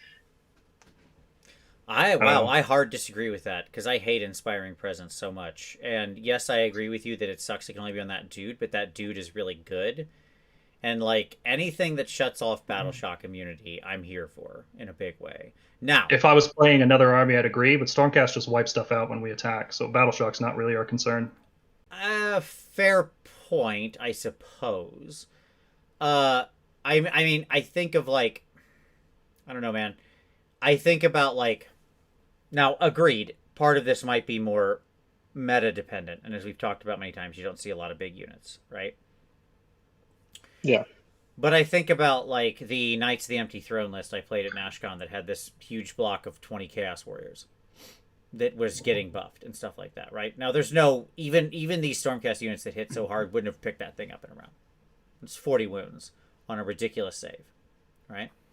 Have you seen Grand Hammers yet? I understand. I know the math. I'm with you. Like, yeah, but Chaos just has a lot of save stacking inbuilt into their book. I know what he's talking about. That unit would be on 3-up, period. Even through all the rend. Because there's like 8 different sources of +1 to save in S2D. Yep. Okay. And he had all of them. Like all of them. Yeah. All right. And those Chaos Warriors, if you've got like even the damage that's there against a 3-up save, what you would end up doing is killing about, against a lot of the damaging units, you'd end up picking up about 10 or 11 of them. Okay? Assuming you hit on sort of like with one of your pain trains. Right? That's not nothing. But then they're just going to make it battle shock immune, and it's going to stick around and beat you on the objective still, because there's still 9 or 10 guys. All right? And you're like, you're not that. You're 8 or something with your fulminators, right? But if you can then immediately go, okay, that unit's immune to battle shock when I hit, if the Draconis goes in and along, and makes them, not immune to battle shock, I apologize, vulnerable to battle shock, other way around. Mm-hmm. That unit just evaporates then. They're gone. Sure. If you roll a 3+. If you have a Nitroconus, if it's in range to use a monstrous rampage. Yeah, I mean, I get all that, but like, Roar is good, and Roar's on the same things. Right? Yeah, but Roar's good because it disables all out defense and all out attack. Disabling Inspiring Presence is a very different effect. I would have liked it better if it was, this unit has to take battle shock tests. Like, it must take battle shock tests. There is nothing you can do to stop it. Because oftentimes what I actually find is you find up needing battle shock tests against a lot of the problematic horde units. Like, if you go back to 2nd edition, bunch of Skaven, bunch of Witch Elves. They're not relying on Inspiring Presence. Yeah. Before they fixed, I guess, in a way, before they fixed horrors to basically not take battle shock until they lose like 30 wounds. Yeah, this would have been useful. But most people that sort of are weak to battle shock, most armies that are weak to battle shock also have some sort of auto pass mechanic. And if it got past that, I would have valued it a lot more. It's a good point. Yeah, that's an interesting point. Okay. The other mount traits aren't spectacular either. Like Celestial Instincts definitely stands out. Retreat and Shoot or Retreat and Charge are really good. Kind of a bummer that it's not both. It would have been really nice for Star Drakes to keep using Rain of Stars even after they retreat. Agreed. But I don't know why it wasn't just both. Yes. Yeah. Agreed. And then the default pick after the FAQ, it seems now that the Toralon can actually take a mount trait. The default pick is going to be the Scintillating Trail, which is like a pseudo +1 cast. It's not really a +1 cast. It reduces enemy unbinding rolls, but none of the other traits are really good. So you end up taking Scintillating Trail, and then you think, oh, well, I've got a pseudo +1 cast. Maybe I should take more wizards, and it kind of creates this interesting dynamic. Aventus can't take it, which is a bummer. Just more reason to take the regular Toralon.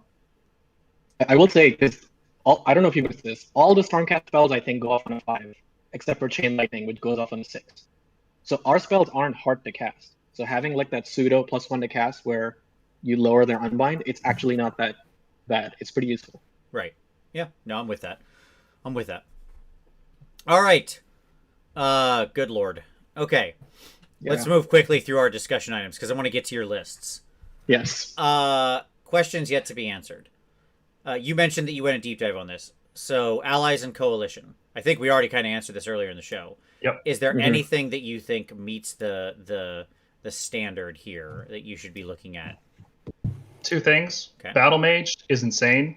Battle Mage from Cities of Sigmar, even if you're not playing Stormkeeps, just bring it as an ally because none of its spells require any keywords. You can use Wild Form to get +2 run and charge, and right now we're playing in Gur, so you get +1 to cast, so that casts on a 4 on the dice, which is insane. That's so easy and reliable. That's like rolling a 2+, I think. Yep. I could be wrong about that. That's really good. Also, Battle Mages for Faw's protection. Stormcast don't have many ways to get the -1 hit effect, and when you can take a big hammer unit and give it -1 hit all the time, Faw's protection is really good too. The second unit I would consider, and it gets featured shortly in this video, is a Frost Phoenix. Faw's on a 7 or 6. Do you know offhand? I don't recall. Faw's, I believe Faw's on a 6, but I'll double check. It's not as useful as Wild Form, but once we leave Gur, it's going to be a serious contention. So yeah, 5. 5. Wow. Okay. Yeah. Even better. Faw's protection is 5. I do want to say Wild Form really is useful because if you notice the wording, it is not wholly within 12. It is within 12. You could literally backline your Battle Mage and have him buff up a unit and a casting value of 4, given that he gets +1 from being in Gur. Yep. So it's really, really useful. Yeah. Yep. Great pick. And yeah, you said the Frost Phoenix is the other one, right? Yep. It's huge. -1 wound, especially after the changes to Menagerie. That's a great effect. And when we go to lists, we'll see further why. Yep. Right on. How much do the monsters matter? How much do you need it? Like everybody talks about, you gotta have monsters, you gotta have monsters. How much do the monsters matter? In our tactics video, I think we answered this question pretty well. There's a battle tactic that pretty much if you have a monster, you get 2 victory points. That alone is good enough to bring at least 1 monster. And it can't be a hero you turn into a monster with Metamorphosis because you have to pick it at the start of the hero phase. So Toralon, big ups. That is another reason to bring a Toralon because once per game he scores you 2 victory points. Usually at the hardest part of the game where I can't score anything else. Oh, okay, here's 2 victory points. Right. In addition to everything else it's doing. Stormdrake Guard are good. That's understating it. They're very good. But you don't bring them because they're a monster. That just happens to be a thing that they do. Right. Yep. Fair. Okay. What do you do about Mortal Wound spam? Gardas. If that becomes a problem, bring Gardas. Easy answer. Yep. He's the man. That guy. His value is increasing. Drops for Stormcast. We're going to go into your list, so this might be a good precursor to think about it before we get into the specific list. How do you think about your drops when you're building your list? Do you care or do you not care? Or do you vary? You take this Sure. Either you go for the 1 drop if you want to be really, really aggressive.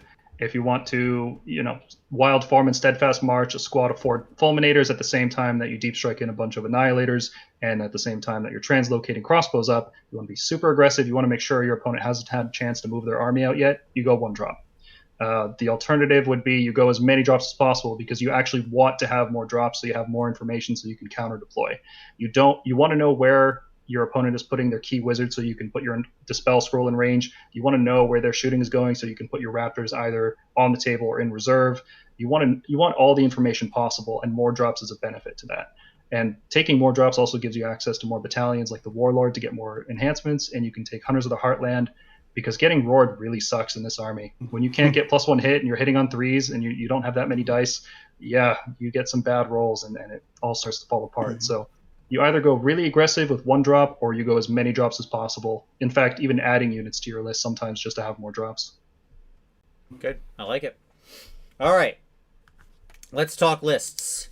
So let me go ahead and timestamp this. Boy, that's going to be a jump in the video. All right. Okay. Cool. Lists. So the first list I have up is Saint Karzai. So Paul, I think this one is yours, and it says work in progress on it. I kept your work in progress tag. Thank you. Where you sent it, so everybody understands what's going on. Yes. So These go ahead. These are slides from our upcoming episode, which we happened to be working on when we were contacted to come on here. We're just like, oh, okay, here's a screenshot. Okay, see you in like 6 hours. And Paul, was this your mid shelf or top shelf? This is the mid-shelf list. This is the one you want to play for fun. One thing Stormcast have never had the chance to do, hopefully until now, is they've never had the super kill monster list. Every time I looked at the Star Drake, I thought, why don't you do more damage? I just want to move you forward and run through the enemy army. Like, seems like everybody else has something that can do that. Or at least for a while, it was like that. You know, you got the Iron Jaws and the Fire Slayers. It's one super kill unit, just run through the army. And this is my attempt to do that, and I think it could actually work. So the core of the list is Karazai. He's the general, which makes Storm Drake battle line. None of the command traits are good, so I don't really care about skipping a command trait. Giving it to a unique character doesn't matter. You put your Storm Drake Guard in Hunters of the Heartland. They're monsters that can't be monstered. That's great. And then you take every single support hero you can think of to make Karazai great. So you've got Gardas Steel Soul. You drop him in wherever Karazai is fighting. Now Karazai has a 5-up ward. You take the Lord Castellan, that's a +1 save from the Lantern, guaranteed, can't be unbound. And then you take an Arcane Tome on him to cast Mystic Shield sometimes and Thundershock other times. You take 5 Liberators for battle line tax. You take a Battle Mage to either give him -1 to hit or Wild Form, which you might not need because Karazai's pretty fast already. 14-inch fly move is pretty good. You take Lord Relictor to give him Exploding Sixes, and you take a Knight Incantor to give him +1 wound and a Dispel Scroll to stop Hand of Dust. And that's the list. You give Karazai every single buff in the game that you can, and you just run him into the enemy army. And he hits like a beast. It's insane. If you ever fight a unit with 10 models, Karazai will just explode everything. His damage output is tremendous.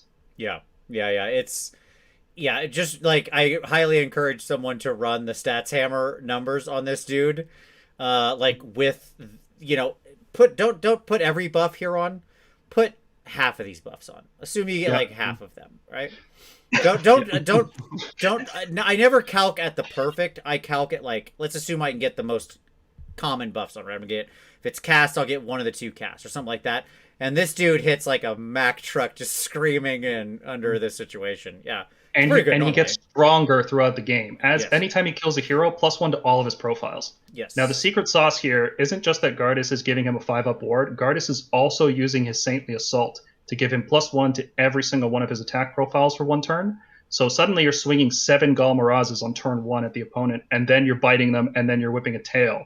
And if that tail has anything with any amount of models nearby, you can pour all those attacks into the hero. So let's say you're fighting Nagash, and he's got 10 skeletons beside him. Well, now you have 10 tail attacks that go from the skeletons into Nagash. Right. It's an incredible ability. Yep. I love it. I love this list. This is fantastic. This is... Paul, I want you to know this speaks to me deeply. One, I love Hero Hammer. Like I always, this is what like original Slanesh was exactly the right thing to tempt me in with its excess, right? Because you tell me there's a way to shove 6 heroes in a list, and I'm like, I'm listening. That's what I'm here for. All right, I want 6 heroes.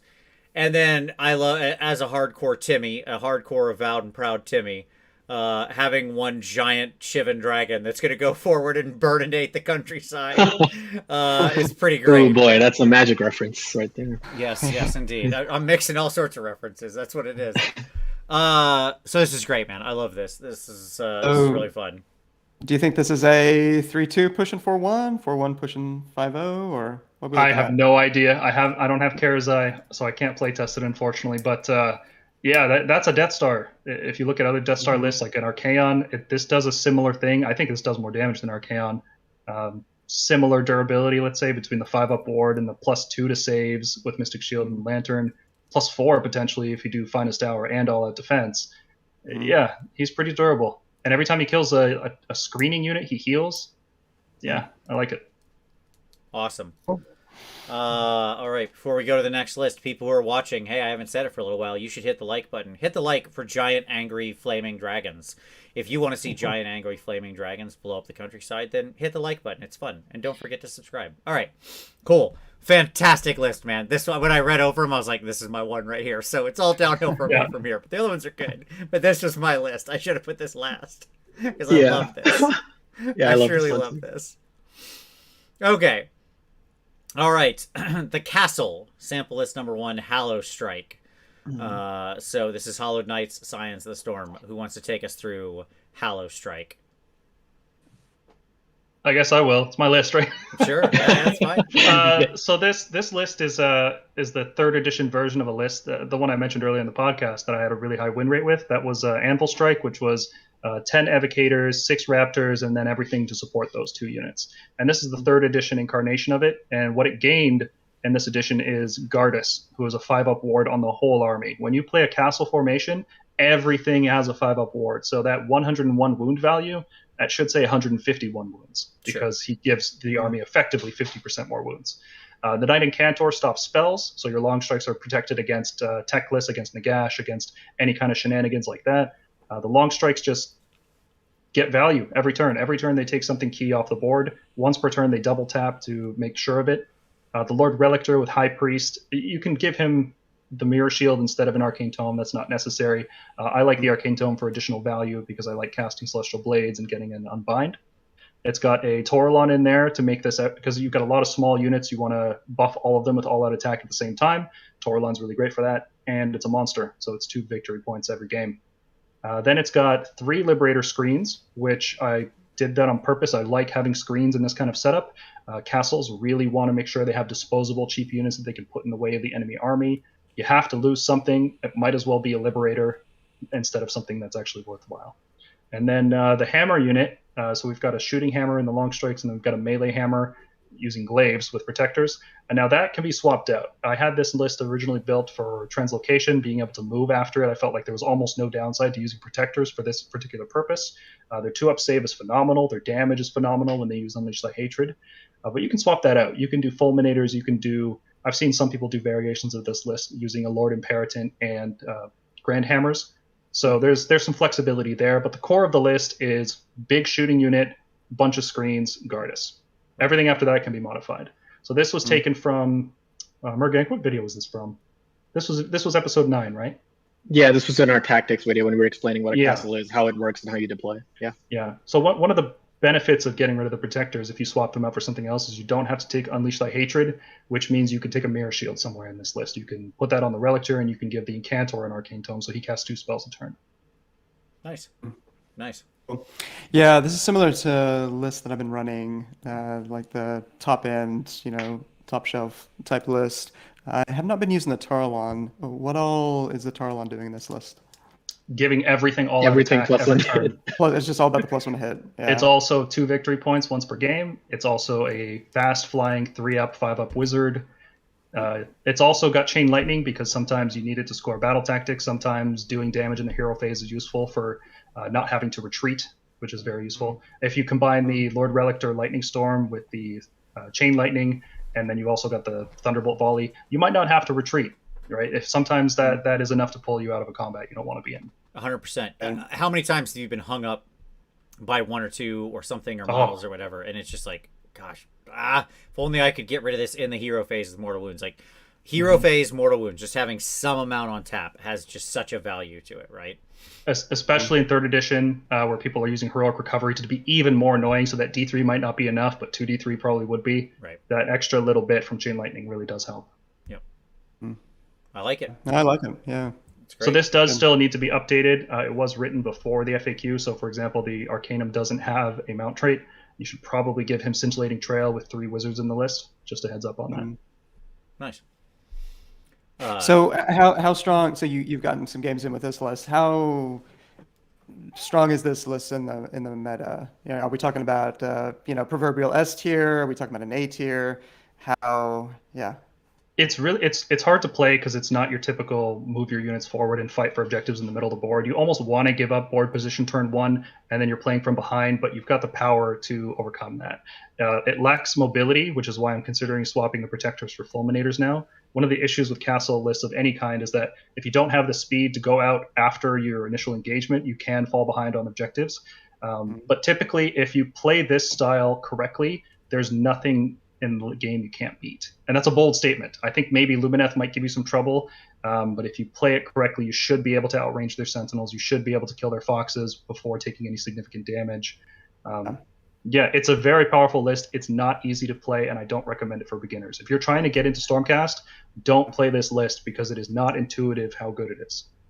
So I've been running Relitor and Cantor, Castellant as the 3 heroes. And essentially, yeah, it's like mirror. It's the usual, what you guys would expect. Celestial Blades, Mirror Shield, etc. 10 Vindictors, some like 2x5 Liberators, maybe they were Sequitors, and then I kind of swapping in and out between Sequitors just to try them out, and then the Liberators, and then it was 6 Strikes and 10 Protectors. I think I had room for some Eat the Wings in there as well to get the Translocation in the hero phase, so you can get the +1 to hit on the long strikes for the Thunderbolt volley, and then yeah, doing Unleash the Hatred and Thunderbolt, and yeah, it's good. Like it's the strongest. Oh, and Gardas, of course, and Hella Knights. It's the strongest list that I've allowed myself to play in terms of like trying to figure out, that letting off the gas a little bit. So I was hoping that maybe the 10 Protectors losing the translocation, after move might tone this down meaningfully where it's not going to feel as oppressive, but I mean, I'm just like, at least if that's the lens, like, trying to play something that's strong, can compete at tournaments, but doesn't really feel oppressive, doesn't feel like that top tier list. I'm trying to gauge where you think that is right now. This is more on the oppressive side. I wouldn't play this at friendly games. I would take this if I wanted to go 3-0 in an RTT or go probably at least 4-1 in a GT, probably 5-0. This list is very oppressive. It's not fun to play against because you're just shooting your opponent off the board every turn. You stop them from using magic. You stop them from meleeing you.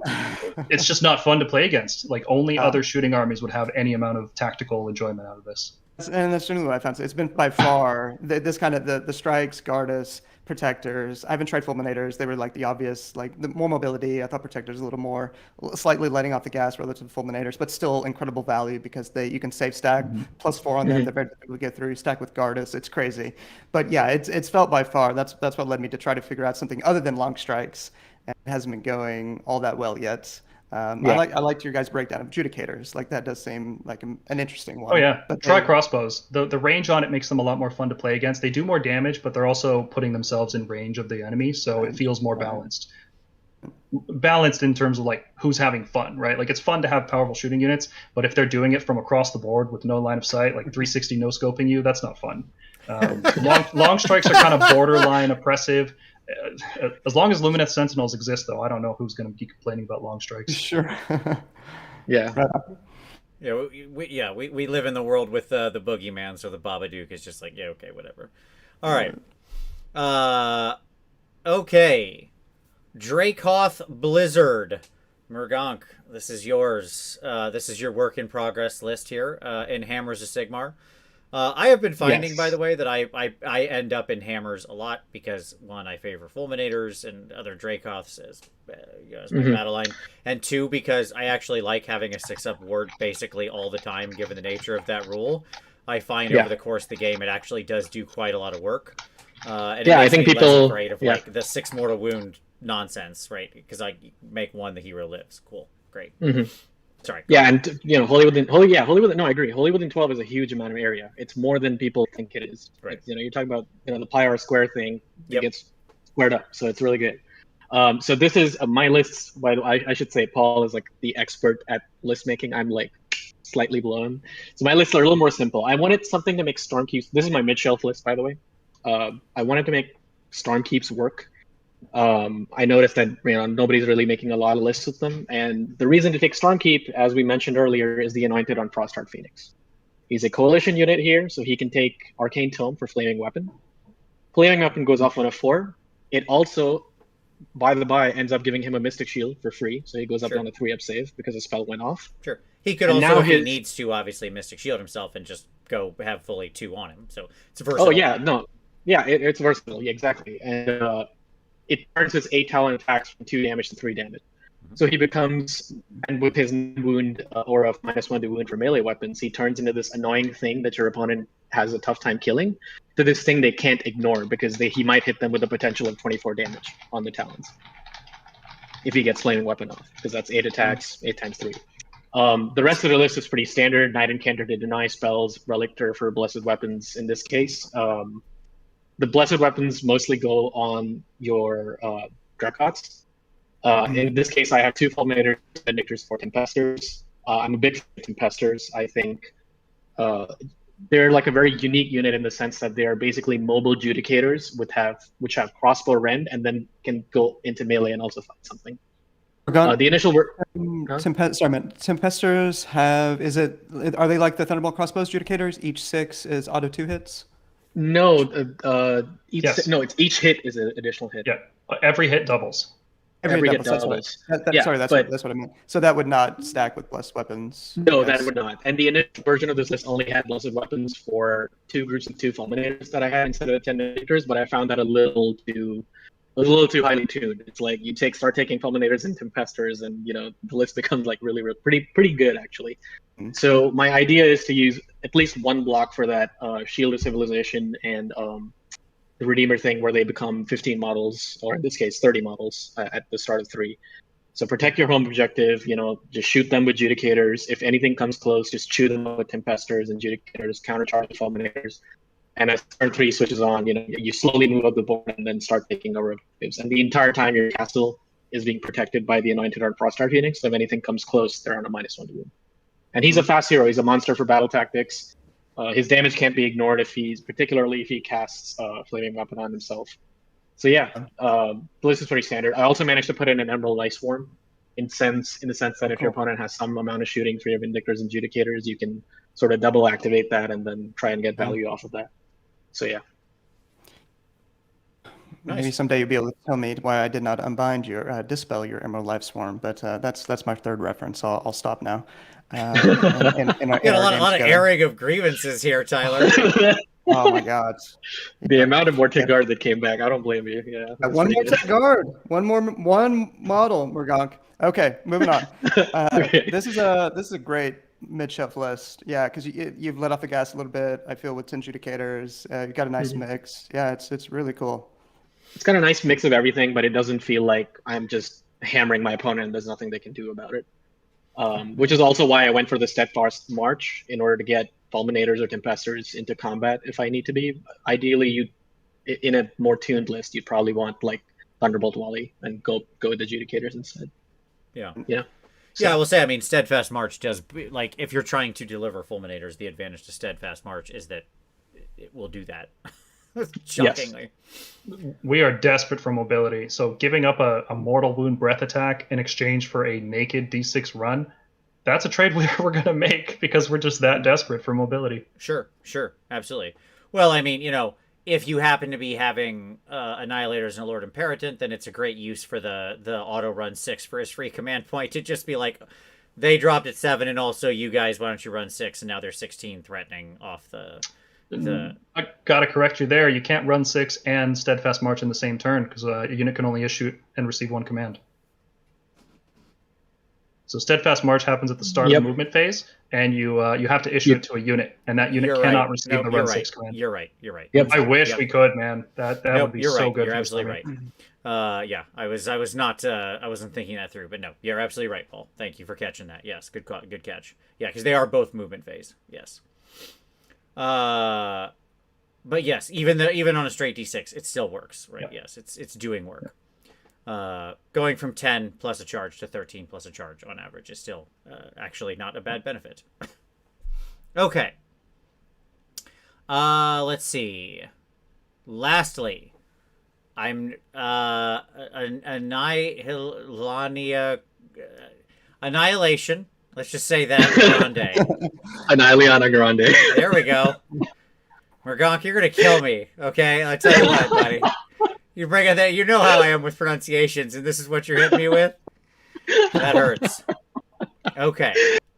Okay, so take me through this. So I think this would be my little bit of a top shelf list, and I think you will see some version of this is something that's fairly obvious to people who are trying to build Stormcast lists with the new models. We all know how good Annihilators with Meteor Grandhammers are, and this list plans to make use of them. So you got your standard two heroes, the Relictor and the Incanter, and as we've seen, they keep showing up in practically every list that Stormcast like to make.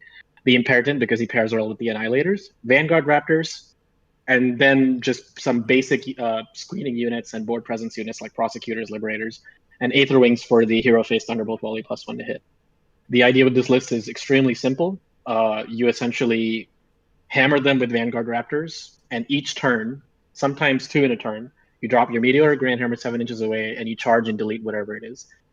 And the idea is and we considered putting 6, doing the Annihilator group as a sort of 1 unit of 6 and 1 unit of 3. But we discovered that 6 was almost always overkill. Yeah. Where you ended up doing so much extra damage that it was a waste of points. And so it's better to do the 1-2 punch, where the Raptors hit something and then the Annihilators hit it. And then that way you delete 1 or 2 units a turn. In this case, you're dropping I assume your goal is Annihilators 1, Annihilators on 2, and Annihilators on 3. Yep. Yes, so absolutely. so that way you're 7-inch each time. Yes, each turn. Yep, you have something to do each turn. Yeah. We prefer that strategy. You guys check, because of course with 6 Long Strikes and 3 Annihilators dropping in, assuming you hit the 7-up reroll charge, have you checked the DPS against Kraken or Gatebreaker? Oh yeah, not kills, the amulet, but it kills a Gargant. It kills a Gargant. It kills Archaon with -1 hit and a 2-up save. I think we assumed a 2-up save and -1 hit was active. Still kills Archaon on average. Wow. Meteor Grandhammers are insane damage. People do not understand. You drop in 3 models, they get basically a 2-up to charge because it's a 7-inch reroll. And then they charge in and deal 20 damage to a 3-up save. They do insane damage, and that's for 240 points. Now, they're limited because you can only drop in 1 per turn at that effect, because each one after the first has to be 9 inches away.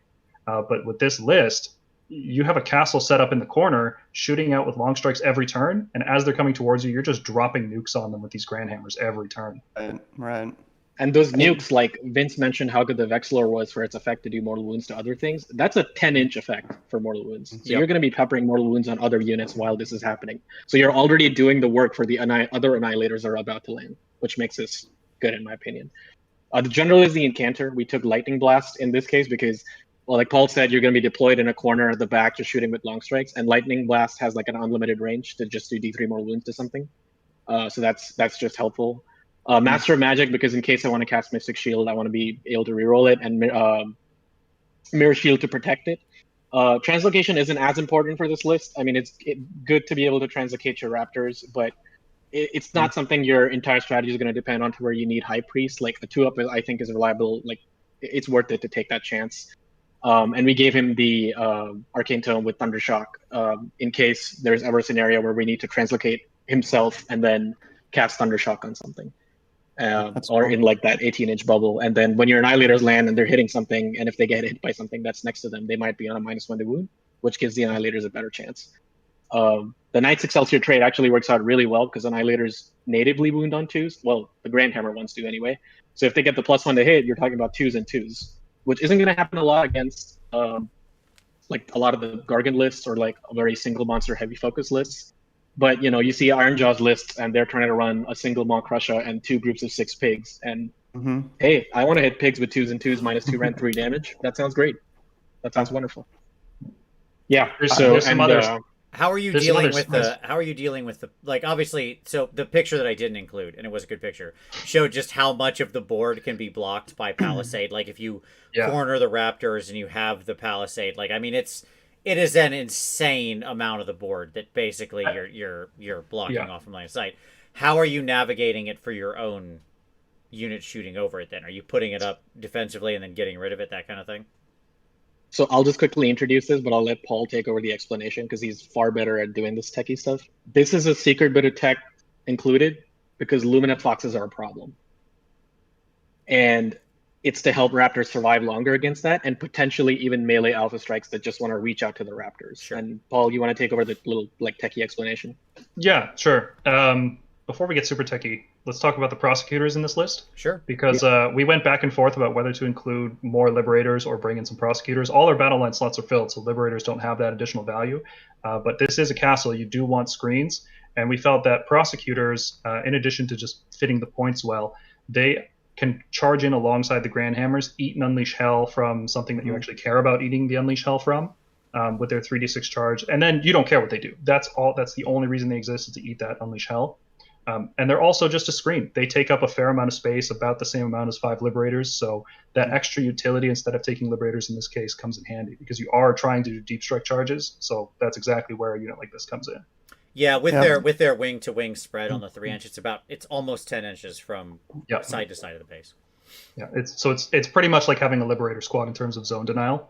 Some opponents are going to get cheeky and run between your models, but what can you do about that? So the Palisade. The Palisade is a little bit of spice here to deal specifically with 2 things in the meta right now that I can see. One is very specific. It's the Lumineth Foxes. The problem when you're playing Stormcast against Sentinels, in particular the Lumineth list that uses 30 Sentinels and 3 Foxes, I find that to be maybe the strongest list in the game right now, at least from a Stormcast perspective. That's the one to beat. Because we can deal with the Sentinels just fine. We can drop in through Scions and we can shoot them, and if we catch them without a command point, they will die to Battle Shock. We can also translocate forward, Thunderbolt Volley, and then shoot them if we have a sufficiently far back deployment. And we can do that against the techless version of the Lumineth lists. It's fun to say.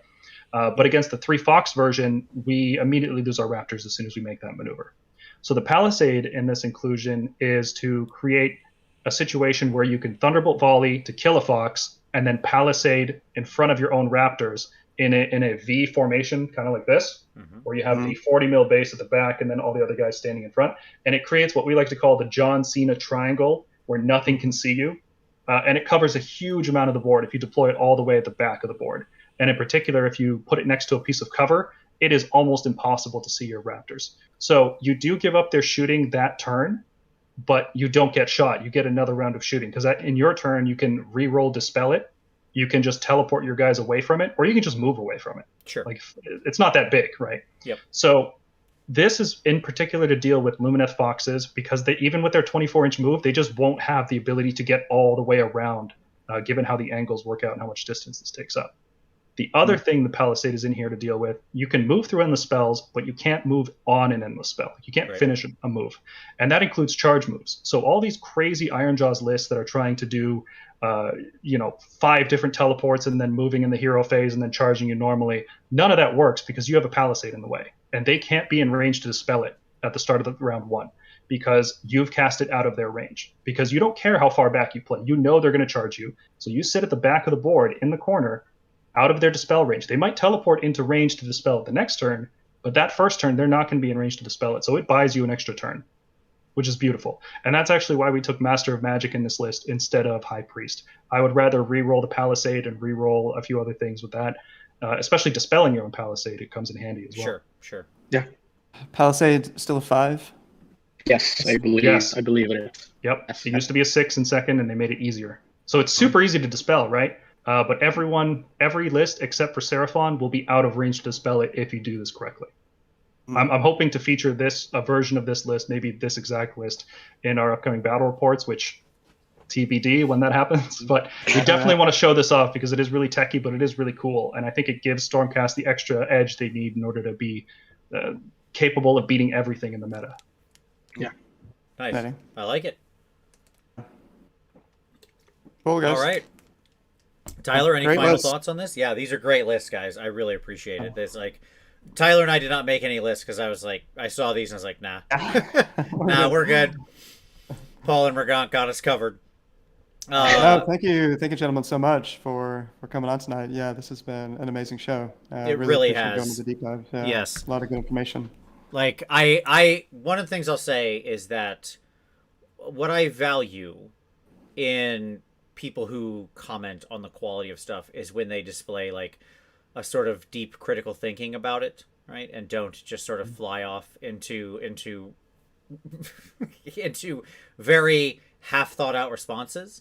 And what I've noticed from you guys both in the show and on your channel is you've thought through all of this stuff very deeply. You guys are really excellent at not only thinking through the strategy, the tactics, but the critical thinking of how you're playing, how your opponent's acting, stuff like that. And when you're expressing these opinions on units, even when we sometimes disagree, which again, we didn't disagree on that much actually, I love how well you've thought it out, and it's great. This is absolutely fantastic. I'd love to have you guys back on sometime. Maybe when Stormcast 2 comes out, or maybe before. Sure. I just want to give a quick shout out to our other co-Storm host, JJ. He's not in the chat with us today, or sorry, he's not in the call with us today, but he is very much a part of our podcast. He adds a cool element of like this layman who doesn't know that much about the. I feel like I'm insulting him now. I feel bad. No, let's just say Paul's most experience. It's mid experience and new players, and so the idea is to get perspectives from all three kinds of players and as entry levels into Age of Sigmar. So like we get a wide variety of perspectives and like opinions on what they think is good, or what each person thinks is good. Yeah, I don't want our show to just become like this is what all the top tournament players do. Like I want more than that. I want people to just talk about playing Stormcast or any army really. Eventually we might branch out into other factions. But yeah, I shout out to JJ. You rock. Good luck on painting those 6 Dracoths this weekend. That's a lot of Dracoths. That's a lot of Dracoths. Yeah. All right. Good stuff. Well, gentlemen, thank you so much. For all of you out there who watched, thank you so much if you made it to the end. Don't forget to hit that like button, subscribe if you haven't already, share this around. That helps other people. Stormkeep, listed in the description. Go check them out. Their link is down there. Go give them a watch. Go give them a sub as well. Gentlemen, absolute pleasure. Tyler, thank you as always. Mm-hmm. For all of you out there, thank you so much. As always, we'll see you next Wednesday. Bye.